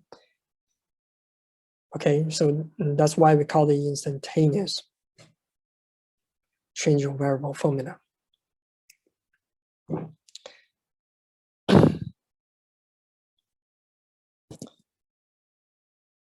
Oh yeah. Yeah, later on I will show the paper list that is involved in the whole workshop. And this, for this particular, oh, sorry. For this particular section, most of the concepts are taken from neural ordinary differential equation.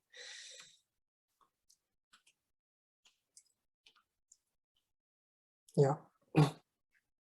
Yeah, thanks. Thanks for sharing. There must be many experts at this particular direction.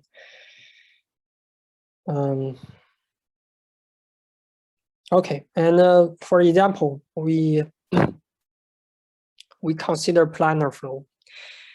And if the planar flow are made continuous, we have a form like this, right? The dynamics of the latent is given by U times H of this variable. And by applying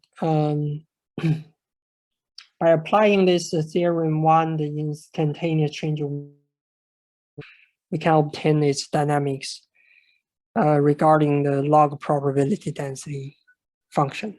Yeah, you can actually derive it.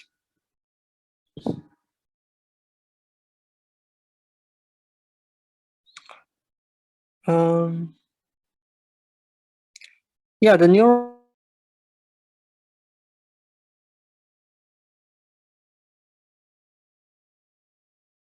can check it in the later part.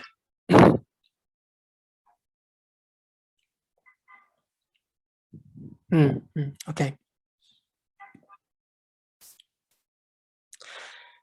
So as we discussed, when you have this dynamics, when you are interested in the log probability density at any time step, you just take the integral over this. You solve this ordinary differential equation, and this will give you the solution.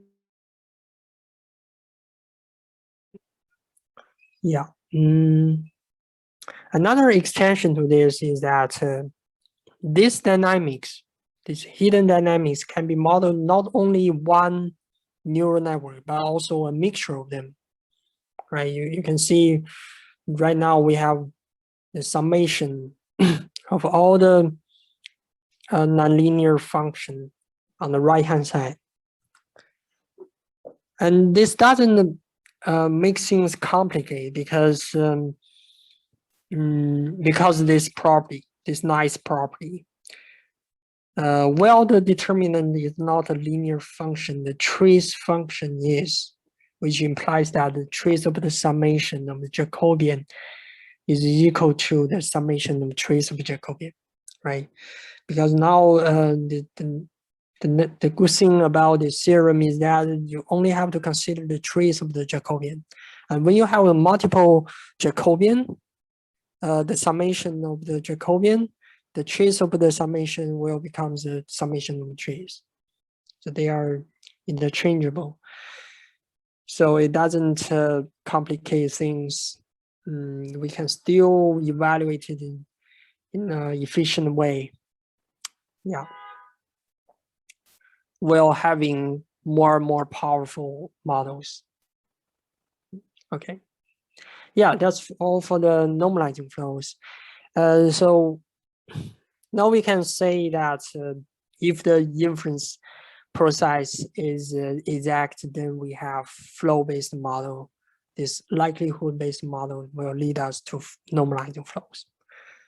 Yeah. Okay. Is there any questions regarding normalizing flow or variational autoencoders? You have to tell the difference between them. So one is inexact, the other one is exact. But the sacrifice you have to make for the exactness is that you have to ensure the dimensionality are the same. Yeah. So there's pros and cons. It depends on what kind of problem you're handling. Can we use a flow-based model for any divergence? Yeah, the answer is yes. So like I showed earlier on, so there's one paper called Flow GAN, which use flow. So instead of using the MLE for optimization, is use the GAN objective. Okay, and so it shows some statistical results on this particular treatment. Yeah. So the conclusion is that any divergence you use for GAN or any other discrete models, if possible, can be applied to flow-based models.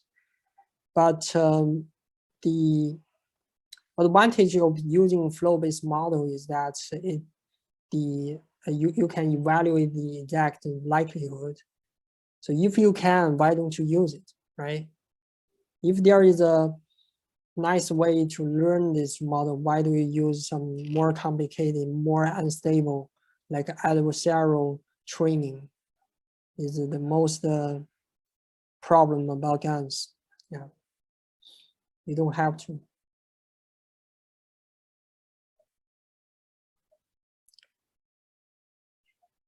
Oh, okay. Yeah, about the implementation, I also fork a few implementation in my GitHub. Maybe I can show you now.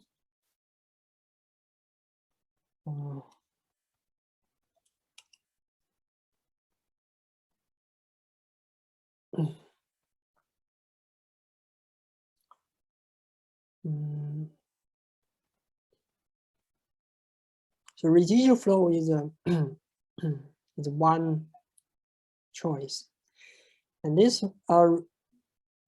repo actually store a lot of implementation about normalizing flows.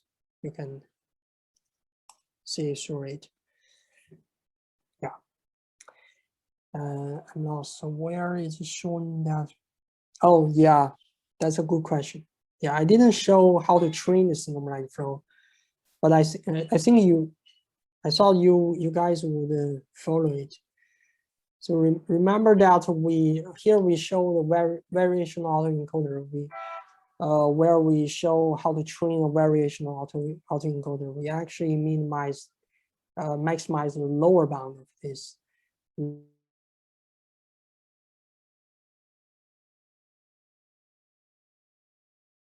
And by using changeable variable formula, you can actually evaluate the exact form of this Jacobian, right? So this gives you the exact objective. So the objective of training normalizing flow is just maximizing this quantity with regard to the learnable parameter hiding in the flow layer.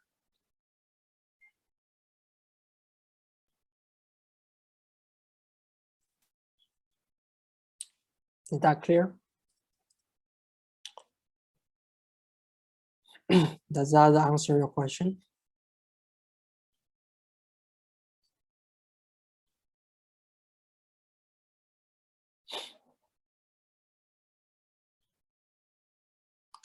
I think yes, right? Okay. And in the next few hours, we will talk about so why you don't use Bayesian arguments for flow-based. Yeah, that's another good question. But yeah, you mean this, right? Sorry, maybe it's easier if I say. So when you showed now, you just wrote a formula. You just wrote a formula in one of the slides. So which formula? The one that you just typed. Oh, yeah. Let me. Yeah, this one. Yeah. So in this case with the normalizing flow, like we don't really define the conditional probability. The argument is more we're gonna map to a simpler distribution using the formula. Then we're gonna maximize the simpler distribution. Yeah, exactly. Okay, and then with the variational autoencoder is more like, oh, there is a latent distribution, and then I'm gonna try to maximize I'm gonna try to find the latent distribution given the data. So yeah. Okay. Now that yeah, exactly. Okay. Thanks. Yeah. No problem. Okay. Yeah. That's for normalizing flow and variational autoencoder, and these are the two major likelihood-based models. And in the next few hours, we will talk about the energy-based models and the diffusion-based models. So we take a few minutes break, 5 minutes. Okay, see you later.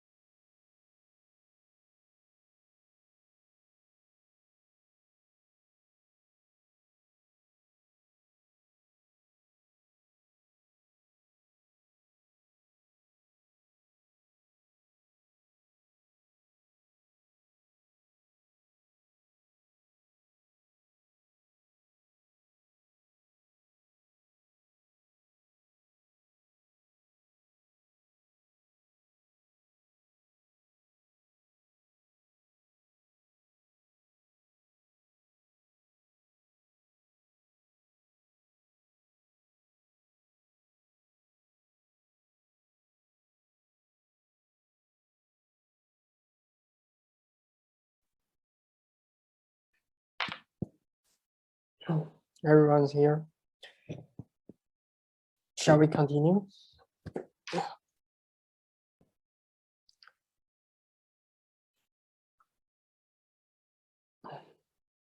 Okay, yeah. Next, we will talk about energy-based model, which falls in the family of the likelihood-based model as well.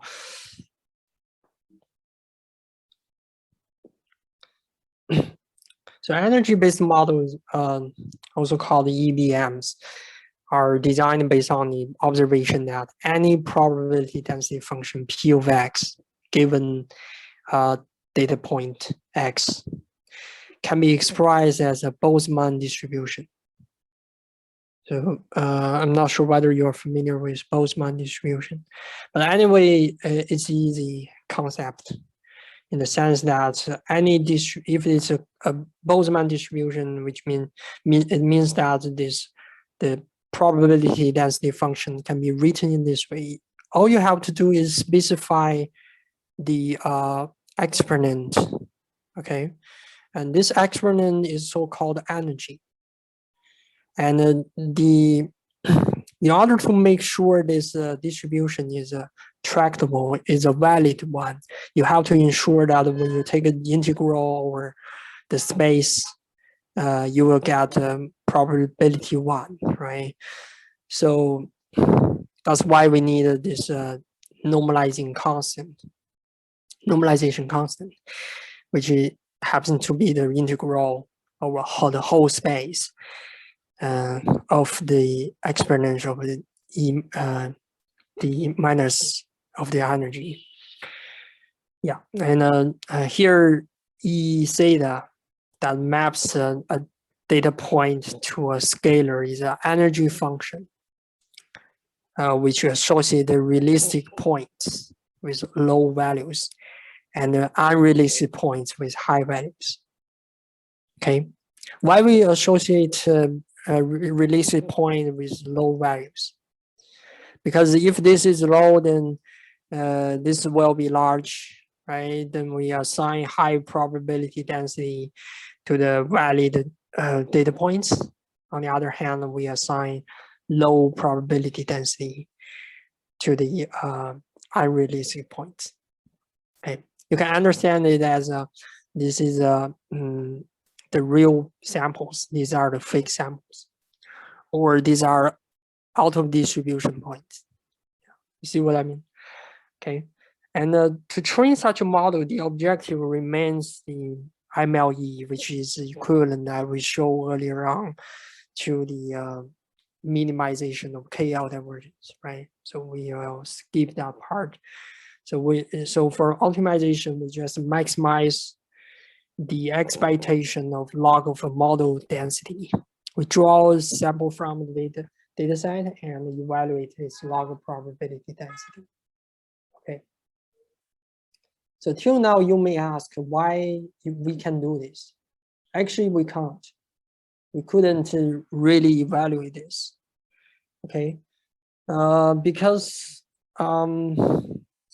you assume that the log of a P of X, this P of X is a Boltzmann distribution, and when you take a log of it, you still have something left behind, which is the log of a normalization constant.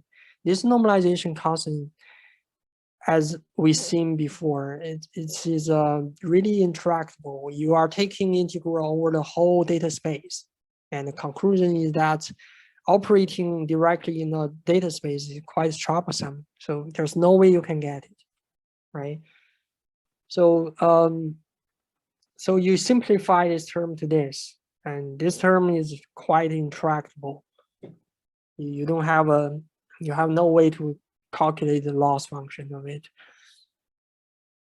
But the magic happens when you take a gradient. When you take a gradient, because at the end of the day, you will update the the parameter by using the gradient descent. So you are interested in the gradient. So when you take a gradient on both sides, you see that the first term becomes this. and this term. So how do we calculate the gradient of this term? We use chain rule, right? So the log of something, the determinant of the log of something will be the 1 over something, right? And here we will have z theta, because z theta, this is exactly z theta, the normalization constant. So z theta, and times the, so now you use chain rule, you have to consider what's inside in this integral. You take a gradient. So the exponential of something, the gradient of exponential of something is still exponential of something. And now you further take the chain rule, which gives you the gradient of the energy function. Right? Everybody's following me? Is that clear? Okay. So the trick is that we recognize these two things. You see these two things as Boltzmann distribution we just defined. So what's the integral? It is nothing but the expectation, right? So this two term is nothing but the expectation where you draw the sample from the model distribution and you evaluate the gradient of the energy function. And after further simplification, you cancel out this two negative sign and you will get this, right? And this is quite symmetric and nice. You see what I mean? You first draw a sample from a model distribution and then you evaluate the gradient of the model, the energy function. And on the other hand, you draw some sample from the true distribution, the real sample. And you evaluate the gradient of the energy function as well. Right. This is so-called the contrastive divergence. If you, we have just saw in the morning that GAN is playing two-player adversarial game, and this is before, long before GAN. So the energy-based model has a long history,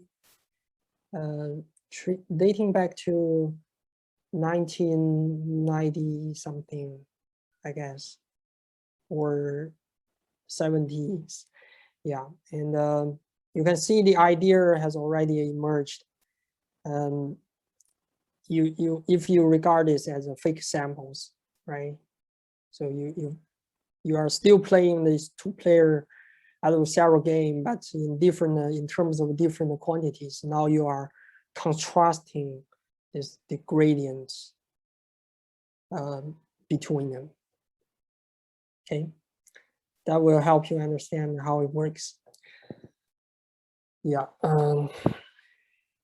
So the training procedure will be this, because we couldn't evaluate the loss function, but what we can evaluate is the gradient of the loss function, which can be further written into this contrastive divergence, right?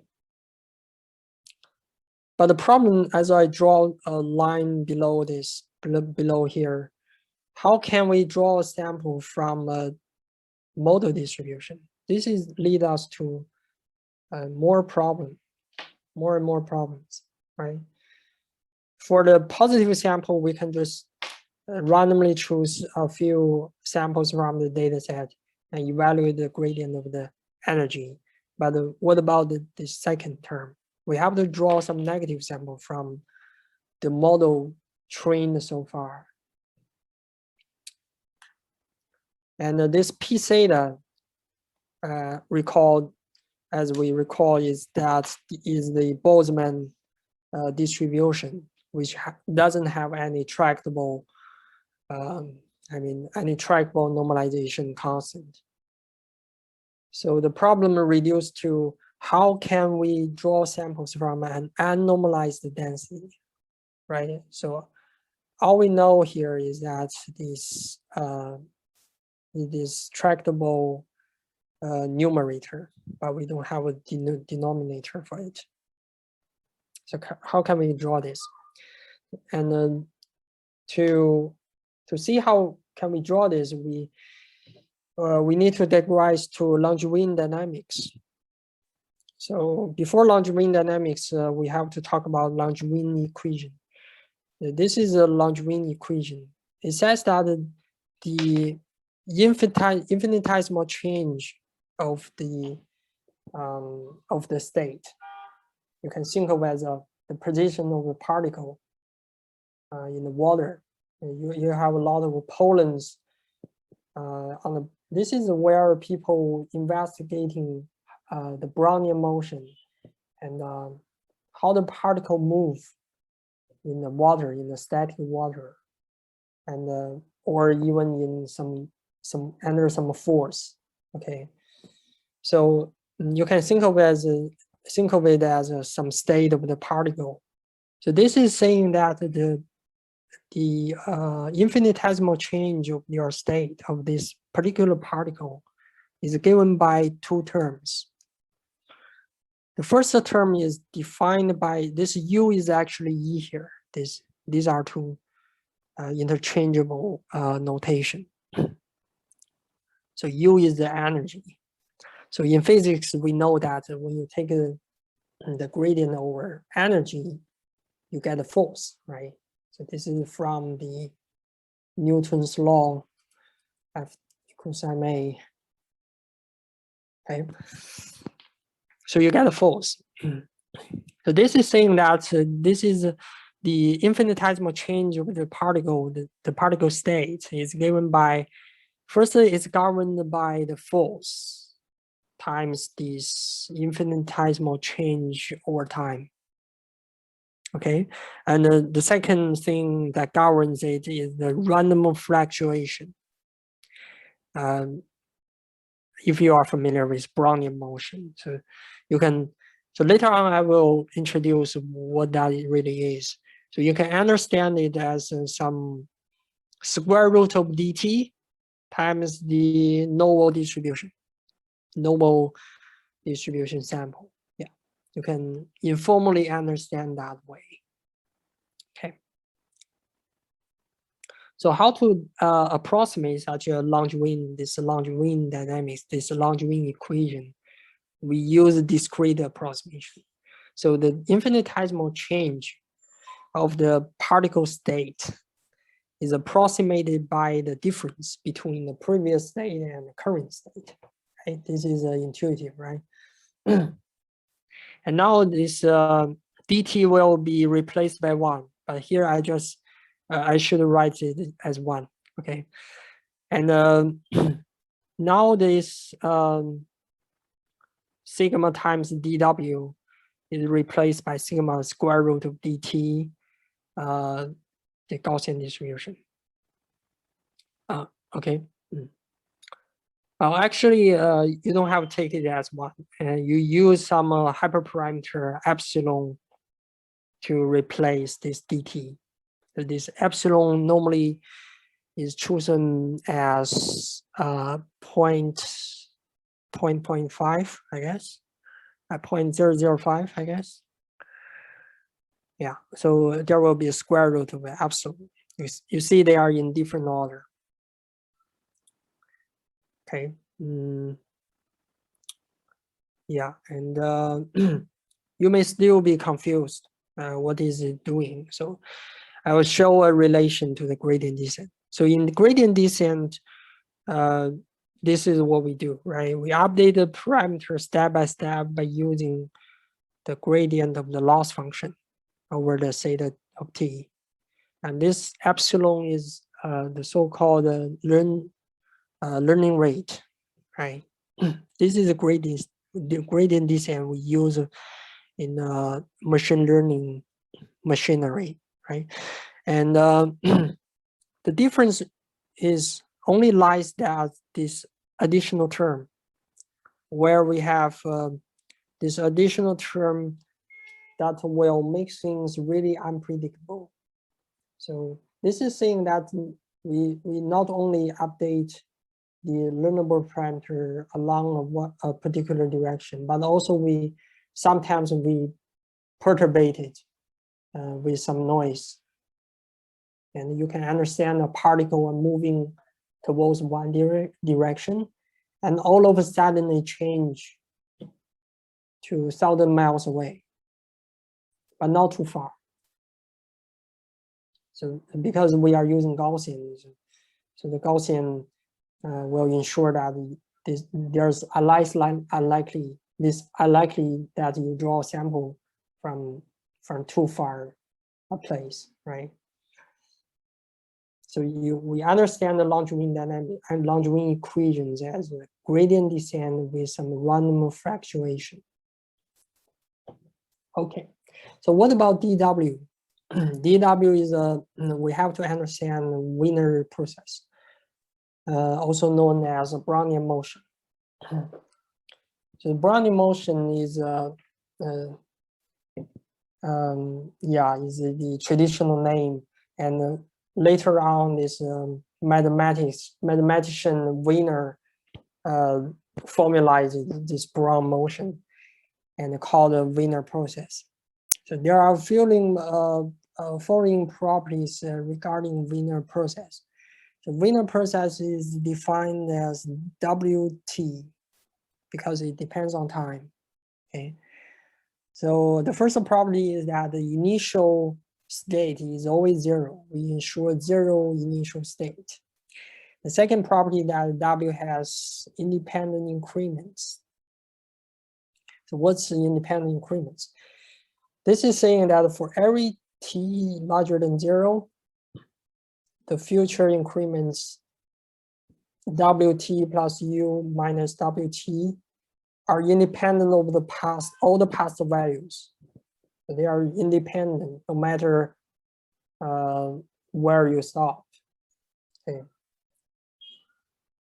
And then the third property is that W has Gaussian increment, which means that the increment is normally distributed. This increment is following some Gaussian distribution with mean zero and variance U. Formally, it can be formalized in this equation. Okay. So now from this equation, you can understand why we, from previous slides, why we informally understand dWt as a d squared of dt times Gaussian distribution. This is because that if the increment, the variance of the increments is U, right? The variance, the difference is the time difference between these two random variables. That means the standard deviation is the square root of U, right? You see the difference between the standard deviation and the variance. The standard deviation squared is variance, right? So if the variance is U, and U happens to be the time increment, then the standard deviation is square of U. So which means that the time, how the fluctuation change, it depends on the half order of time. This is quite amazing. And but this is why this is how the nature defines the world. So it happens to be the half of the order, not a little higher than the half of the order, not lower, but exactly half of the order of t. And yeah, that makes it really different from other justification. And the fourth property is that W has a continuous path. W is continuous in T. So here I will give you an example to motivate the Wiener process. So recall that we know a one-dimensional random walk where we are living in a one-dimensional space. All we can see is left or right. And at any time step, you decide to whether you take a left or take a right. You have a two decision to make at every time t, right? And when the time becomes really small, in the limit, this becomes a one-dimensional Brownian motion. Yeah, and this figure shows the trajectory of the experiment. You can actually implement it in your laptop by a few lines by Python, and this figure shows that the horizontal represents the time from the very beginning to the end, and the vertical axis denote the deviation from the origin, because you start from the origin, right? Because the Wiener precise is defined as follows: you start at the origin and you decide whether you take left or right. Okay, and this shows that how deviated you are currently are from the origin. So we can see that as time goes by, you are actually walking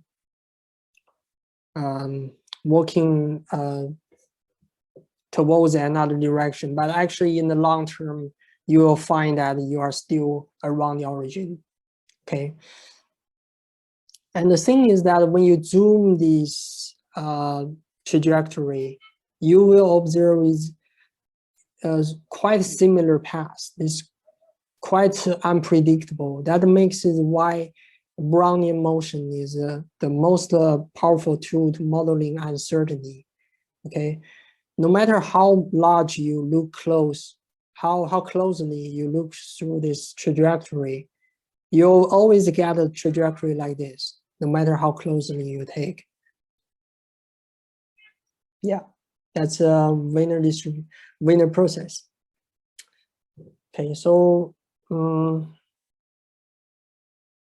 yeah, I guess most of you are getting lost. Let me refresh your memory. So the ultimate goal we are considering is to draw sample from the unnormalized density. So how are we going to do this? We are going to use the Langevin equation. Okay. So after this discrete approximation to the Langevin equation, one can show that the sampling can be performed in the iterative manner. So you can first specify any known distribution, let's say uniform distribution over the input domain, and apply this iterative manner for many times. You run this many times, up every time you update the state by this. So yeah, this is actually the Langevin equation. And in theory, it can be shown that if you run this to an infinite time, the sample you draw will follow exactly this this Boltzmann distribution. Yeah. Yeah, is that clear? So all in all, we are applying this sampling procedure in an iterative manner. And in theory, we can prove that the sample you get actually converge to the distribution, to the Boltzmann distribution, even though you don't know the normalization constant. So that's how we draw a sample from an unnormalized density.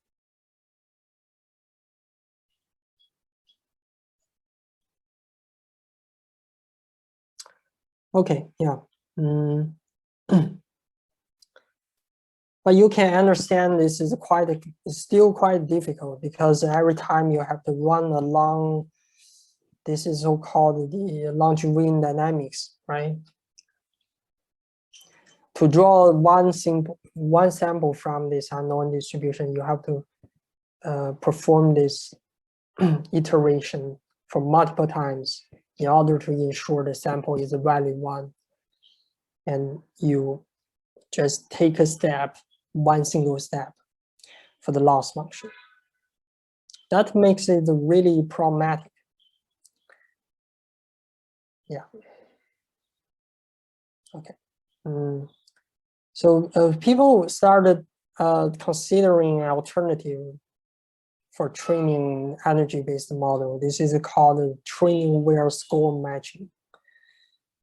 And in statistics, the score function is defined in this way. So X is the data point. So the score of the data point is defined as the gradient with regard to X of log of P of X. Okay. And the key observation is that a score function doesn't actually depend on the intractable denominator. You see that when you take a gradient, or when you take a gradient with regard to the Boltzmann distribution, you actually, this term will disappear. It doesn't depend on X anymore, right? That's the advantage. So we'll use this as the as a way to optimize such a model. So the idea is that the objective is to minimize the Fisher divergence between PD and P theta.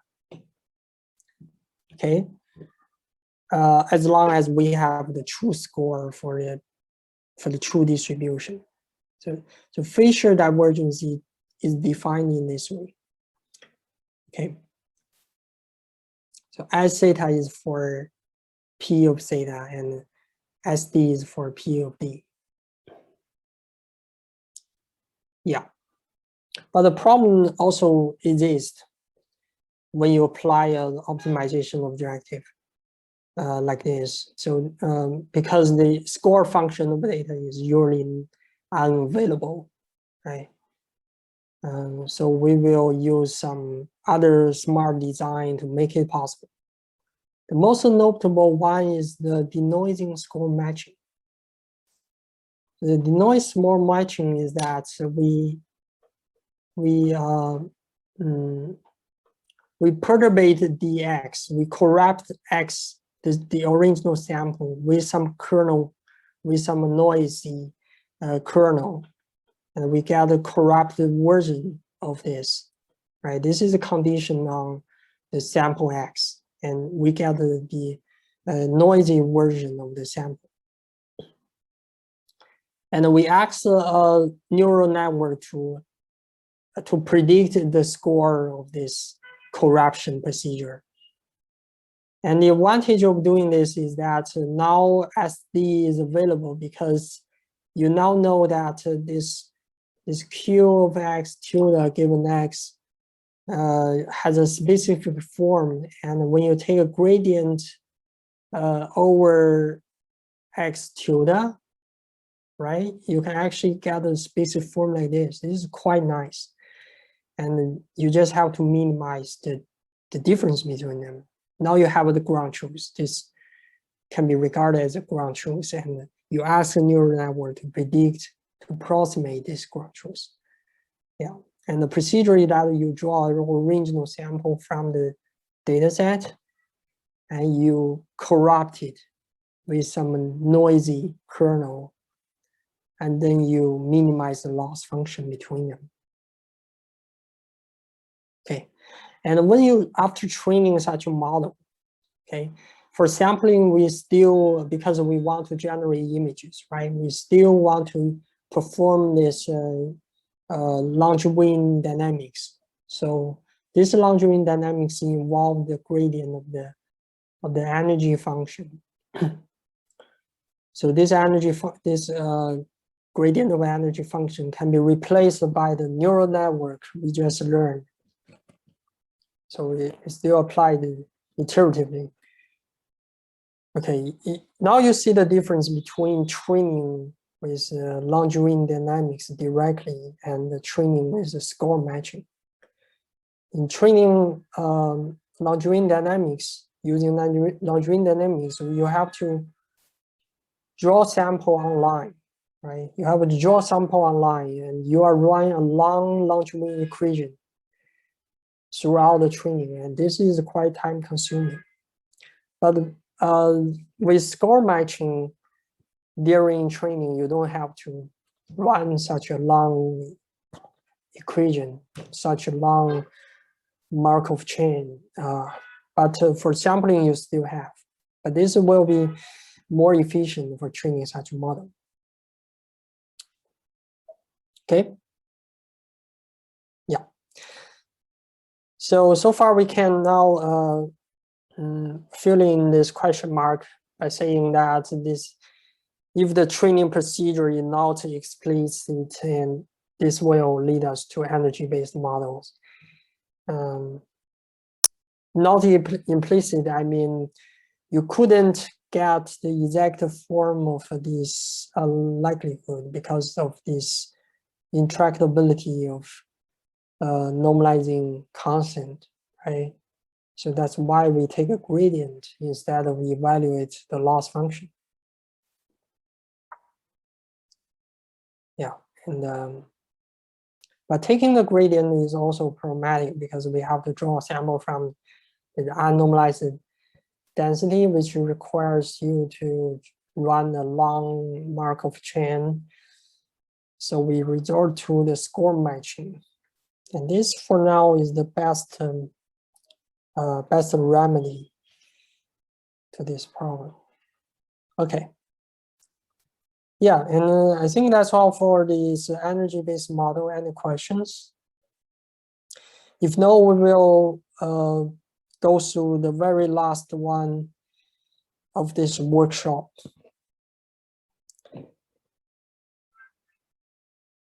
After 5 minutes break. So I will see you at 4:10.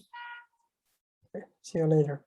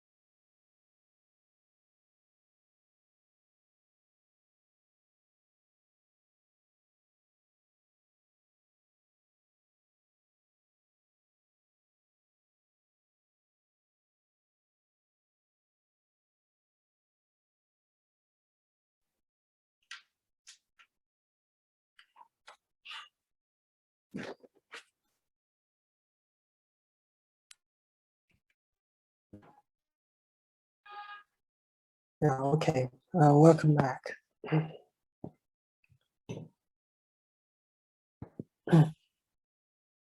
Yeah, so next we will talk about diffusion models. Yeah.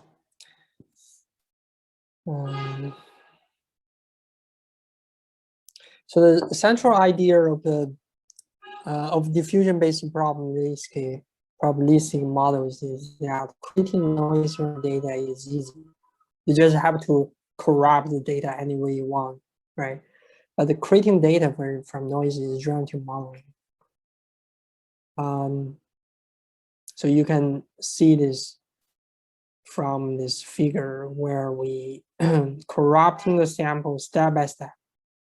We're actually using some corruption kernel, as we just saw in this energy-based model. We use some corruption kernel to perturbate it on purpose, right? This is a resulting image after first step, and you keep corrupting it until you get something more look like a Gaussian noise, white noise, which doesn't contain any information. Yeah. So this is the essential idea that pivots the diffusion-based probabilistic models. They try to corrupt the samples in a deterministic way, but try to learn the reverse diffusion process. And so that when you want to draw a sample from such a model, you just draw a sample from in the latent space, which is a Gaussian noise. And then because you have obtained the reverse diffusion process, and you just have to reverse it, and you get the image, right? This is called diffusion-based probabilistic model. So we need to distinguish it from normalizing flow. In normalizing flow, we know that they transform between noise and data, right? Also between here, and dimensionality also preserves. In diffusion-based probabilistic model, the dimensionality is also preserved throughout the whole transform. So the question now is that what's the difference between normalized flow and diffusion-based probabilistic models? In normalizing flow, we know that everything is carried out in a deterministic manner. In the sense that when you draw a sample from the latent space or original space, the corresponding latent or sample is totally determined because this function is totally a deterministic transform, right? So so this will address Guilherme's question, where z is a delta function. Is a delta function of x. X prime. You see in normalizing flow, this is a delta function.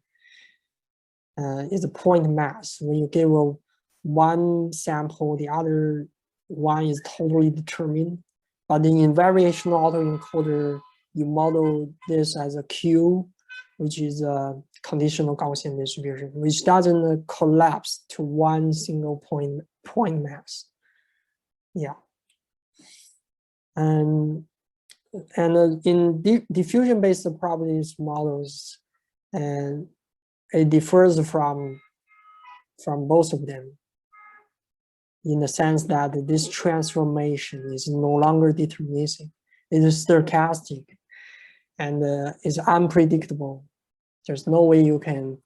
So let's say you run this model 2 times, and without fixing the random seed, and you'll never get, with 0 probability, you will get 2 separate different results for one initial state. Okay, so that makes it really interesting. So this nice figure actually demonstrates this point. The white line shows the trajectory throughout the transformation.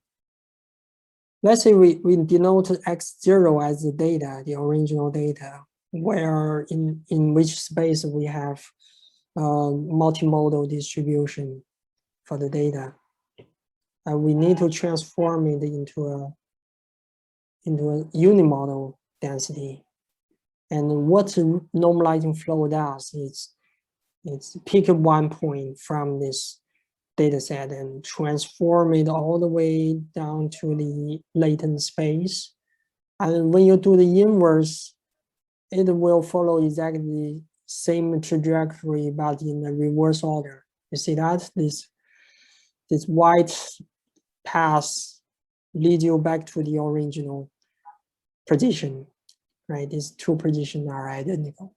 Right, same thing goes with the second point. Yeah. But for SD, the diffusion-based probabilistic models, it's quite stochastic. And you start from one point and you have no idea how it will evolve. And at the end of the day, you reach in the latent space. And then there's no way you can retrieve it. Yeah. So this is the difference. And from this perspective, you can understand diffusion-based probabilistic models has stochastic normalizing flows versus deterministic normalizing flows.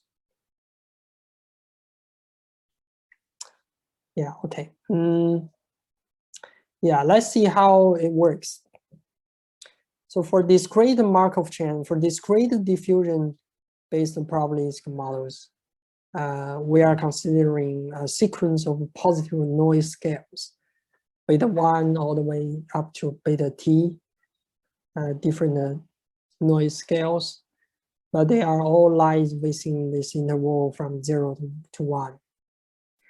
And firstly, we have this data, the original data, let's denote it as x0, drawn from the training data set.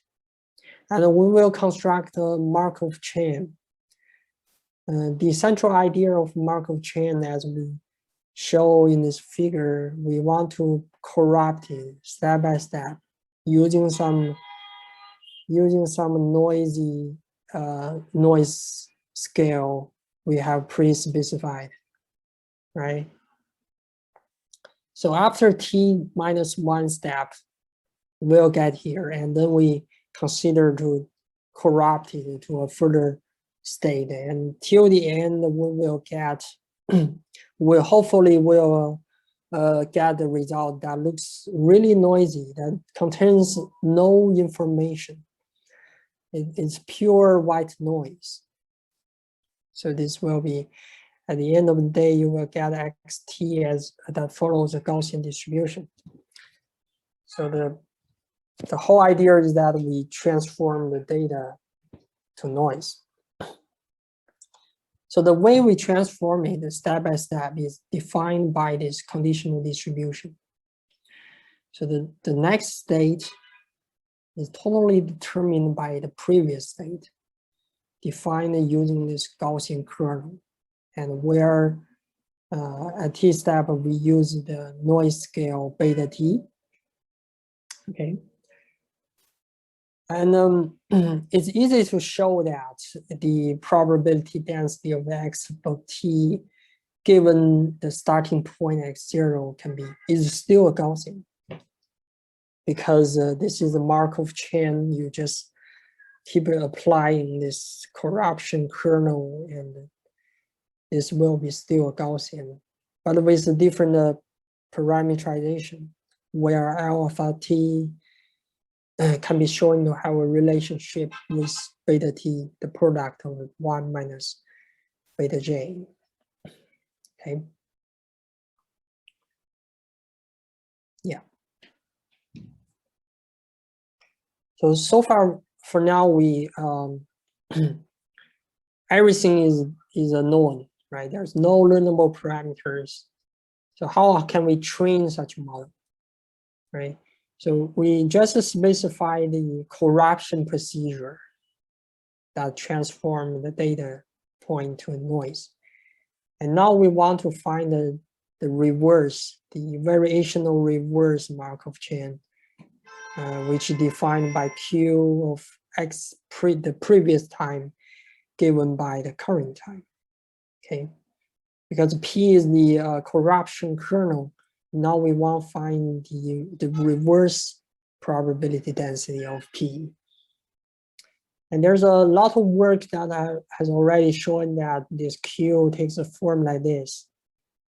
Yeah, you see and the mean location is given by, this is norm, right? This is the noise scale, and this is the given state, the current state, plus the noise scale times the score function xt, and the variance is given by this. So this means that if we know st as the score function given a sample at any point, we can actually reverse the Markov chain step by step, and then for sampling we just draw a sample from the latent space and perform the inverse Markov chain and get back to the original, right? So how can we find the score function? So this will lead us to the training objective of the diffusion-based probabilistic model. So recall that in energy-based model, we use some corruption kernel, and we corrupt the sample on purpose and ask the model to predict the score of this corruption procedure, right? And to train a diffusion-based probabilistic model, we still follow the same spirit, where we first draw a sample from data set, then we corrupt it into X tilde. And on one hand, we ask the neural network to output the score of X tilde. On the other hand, we calculate it. Because this is a Gaussian, then this will lead us to an analytic form, like we just saw in the energy-based function, energy-based model. We take the form like this, right? So this guy can be determined, and this is what we learn. We try to learn, and we minimize the Fisher divergence between them. Yeah, and we apply different weighting, different weights to different terms, and we consider all the different noise scales. We minimize this loss function with regard to the say the learnable parameter. Okay, and when after training such a model, we have the score function for any input. We just have to, for sampling, we just have to reverse this Markov chain. We draw some sample from the Gaussian and then reverse the Markov chain to get a sample that looks good. Yeah. I recall that here we only consider discrete sequence of positive noise scales. These are countable noise scales. So in the same spirit, similar to the RiceNet versus neural ODE, we also consider continuous Markov chain.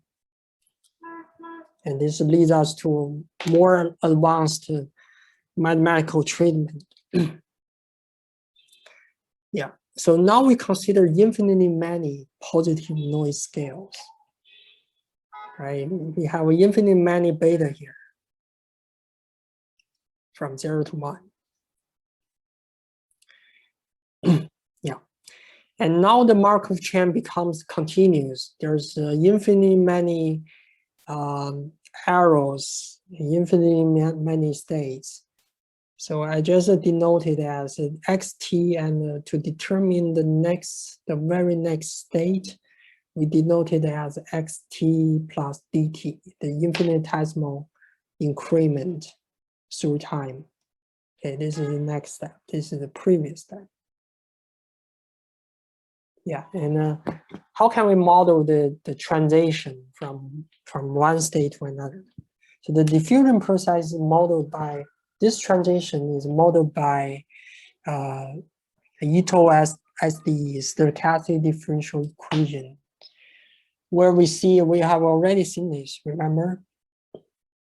In the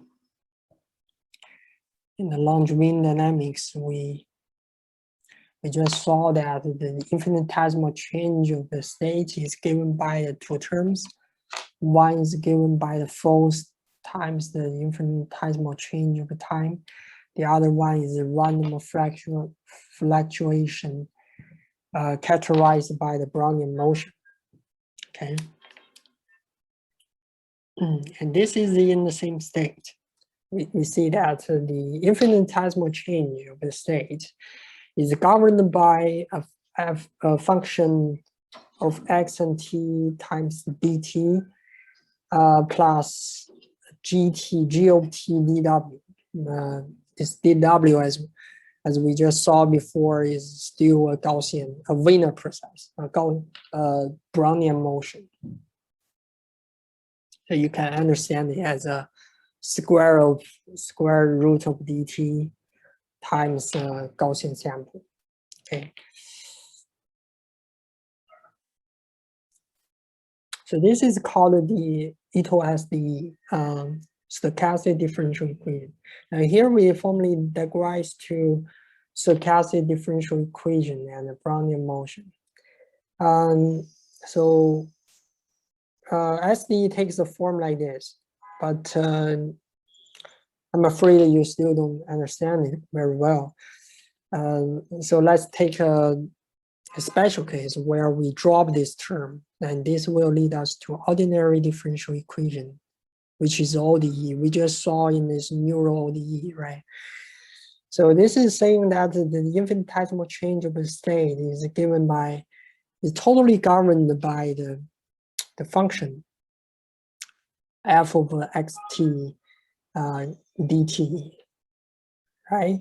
So if you divide the dt on both sides, you will get the integral, the differential of your state. So this is saying that the dynamics, the velocity of the change is given by the function totally, and this function is dependent on the current state and the current time. Okay. So now we consider additional random term, which is a g of t dw. And as we recall, we understand dw as d squared of the square root of the dt times the Gaussian sample. And now we can understand that the infinitesimal in SDE is governed by two terms. One is called the drifting terms, which show us the major direction you will take. And the other term governs, probably gives you the some cases where you suddenly jump to another position. So this term is called diffusion term. Okay. And here I provide you an example to understand it intuitively. A simple example is that where is that you have mu a constant as a function of x and t. So you replace f of x and t with the constant mu, and g of t with the constant sigma. Okay. Now the SD can be written in this form. And we run experiments on such a SD, we show that, and this plot actually show the horizontal axis show you the axis position, the x position, and the horizontal correspond to the y position. So because here we now working with a two-dimensional case where each x is a two-dimensional vector. You can understand it has some position in the 2D grid world. Okay. So here we show the 2D Wiener process with drift and without drift. That means with a drifting term or without drifting term. Okay. And you can see in the blue path, with the drifting term, you see the major trend of this trajectory is moving towards, it seems like to be moving towards a particular direction, but not always, right? There's a few cases where it suddenly dropped. It's quite an irregular path, but you can see the major direction. But without drift, you see, without this term, you see the samples are wandering around, and there's no a major direction it's taking, no obvious one, at least. So now you can understand the difference, the role these two terms are playing. Okay, that together determines the state of your particle or your sample state. Okay, we have a question here. The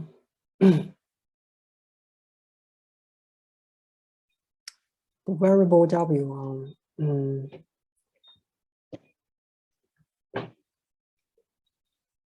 the variable W.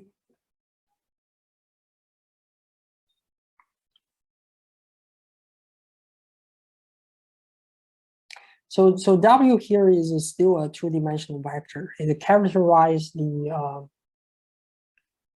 there's no you have to draw a sample from Gaussian, and then you multiply it with the square root of t, and then you get the shift from the major, the offset from the major direction. Do I make myself clear? Yeah, okay. Anyway, you can understand the case with drift or without drift.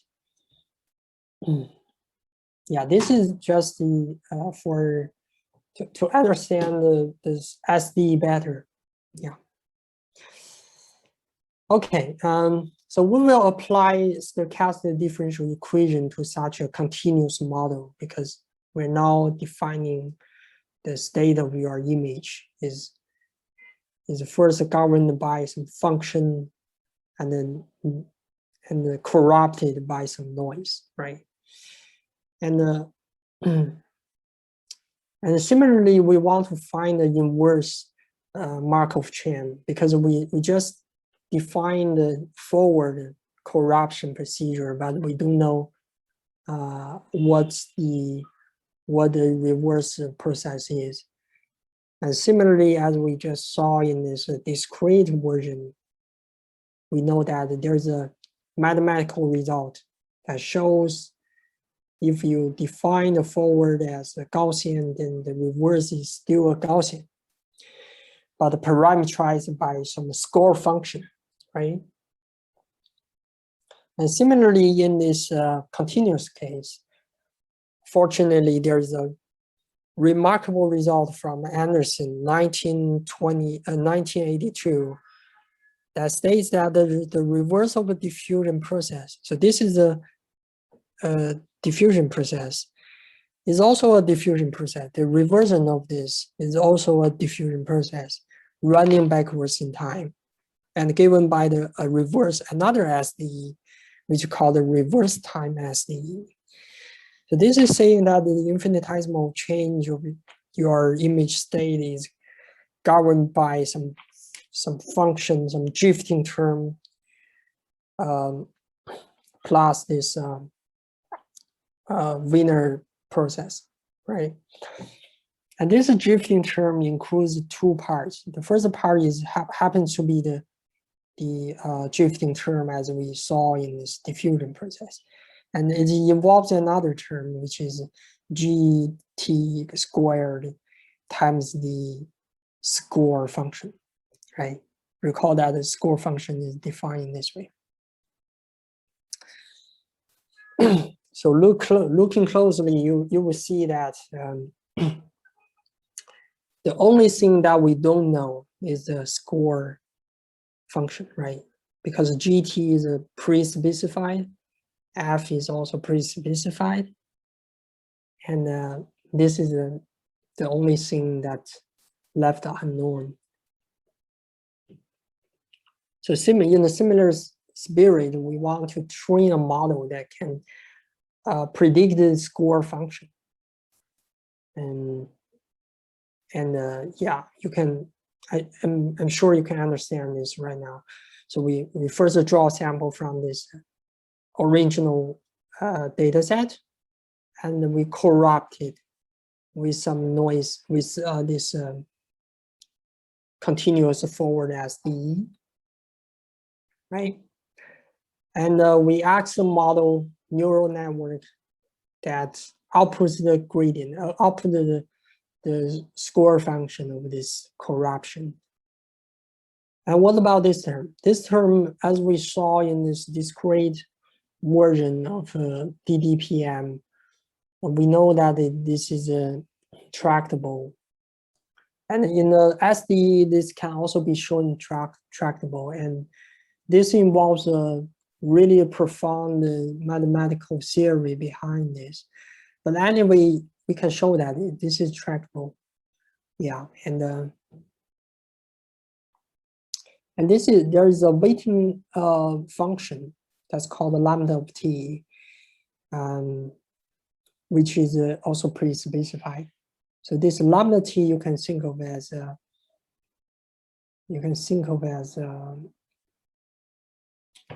this 1 minus alpha in this discrete model.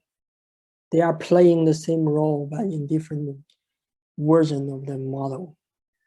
Okay. Yeah, and yeah, now you just have to minimize the loss function over the theta, over the score neural network. So the one last thing for this model is that choosing lambda is quite a heuristic. Choosing this function is extremely heuristic. And hypothetically, different choice of lambda should lead to different divergence objective. One interesting question is that what does it have to do with the objective in terms of divergence, right?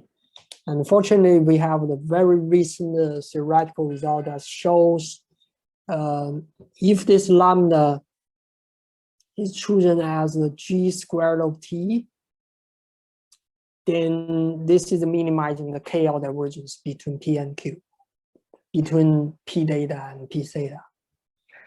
So this is quite nice. That means that this theorem provides a principal design of choosing the lambda and change a heuristic choice to a very principled way, a principled treatment, right? Yeah.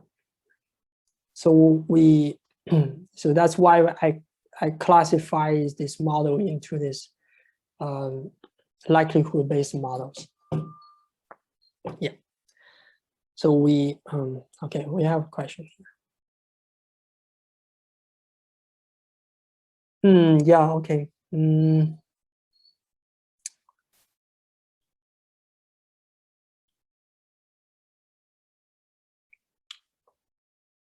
Yeah, let me show you later.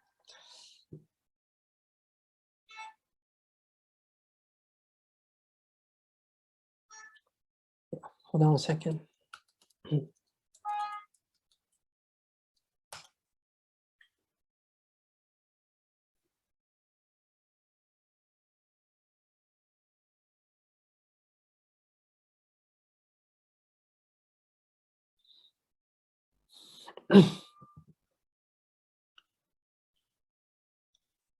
Yeah, this paper.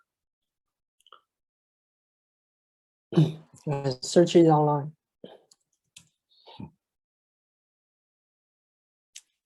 Actually, this is not a paper, it's a technical report. Yeah. That refines a very recent word that's called score-based SD, model by SD, which is the distinguished paper in the ICLR last year.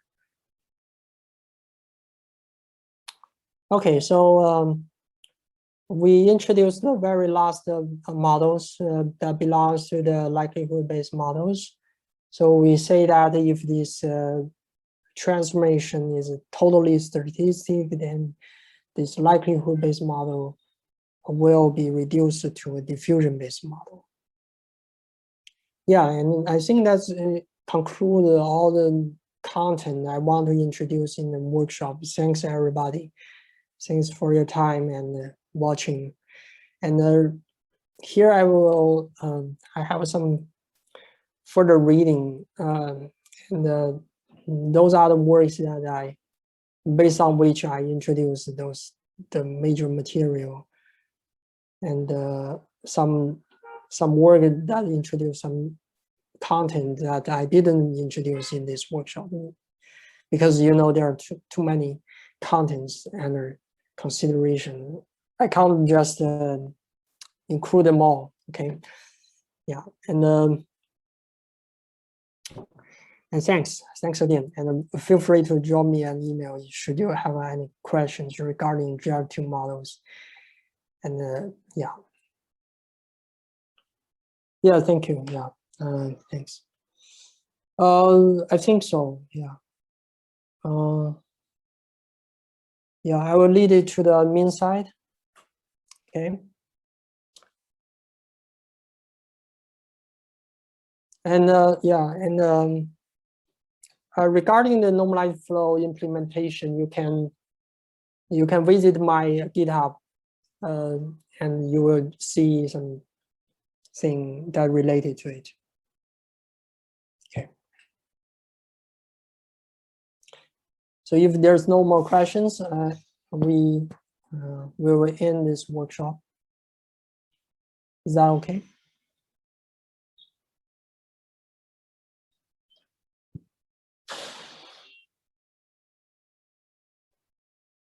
Yeah, thanks all for attending.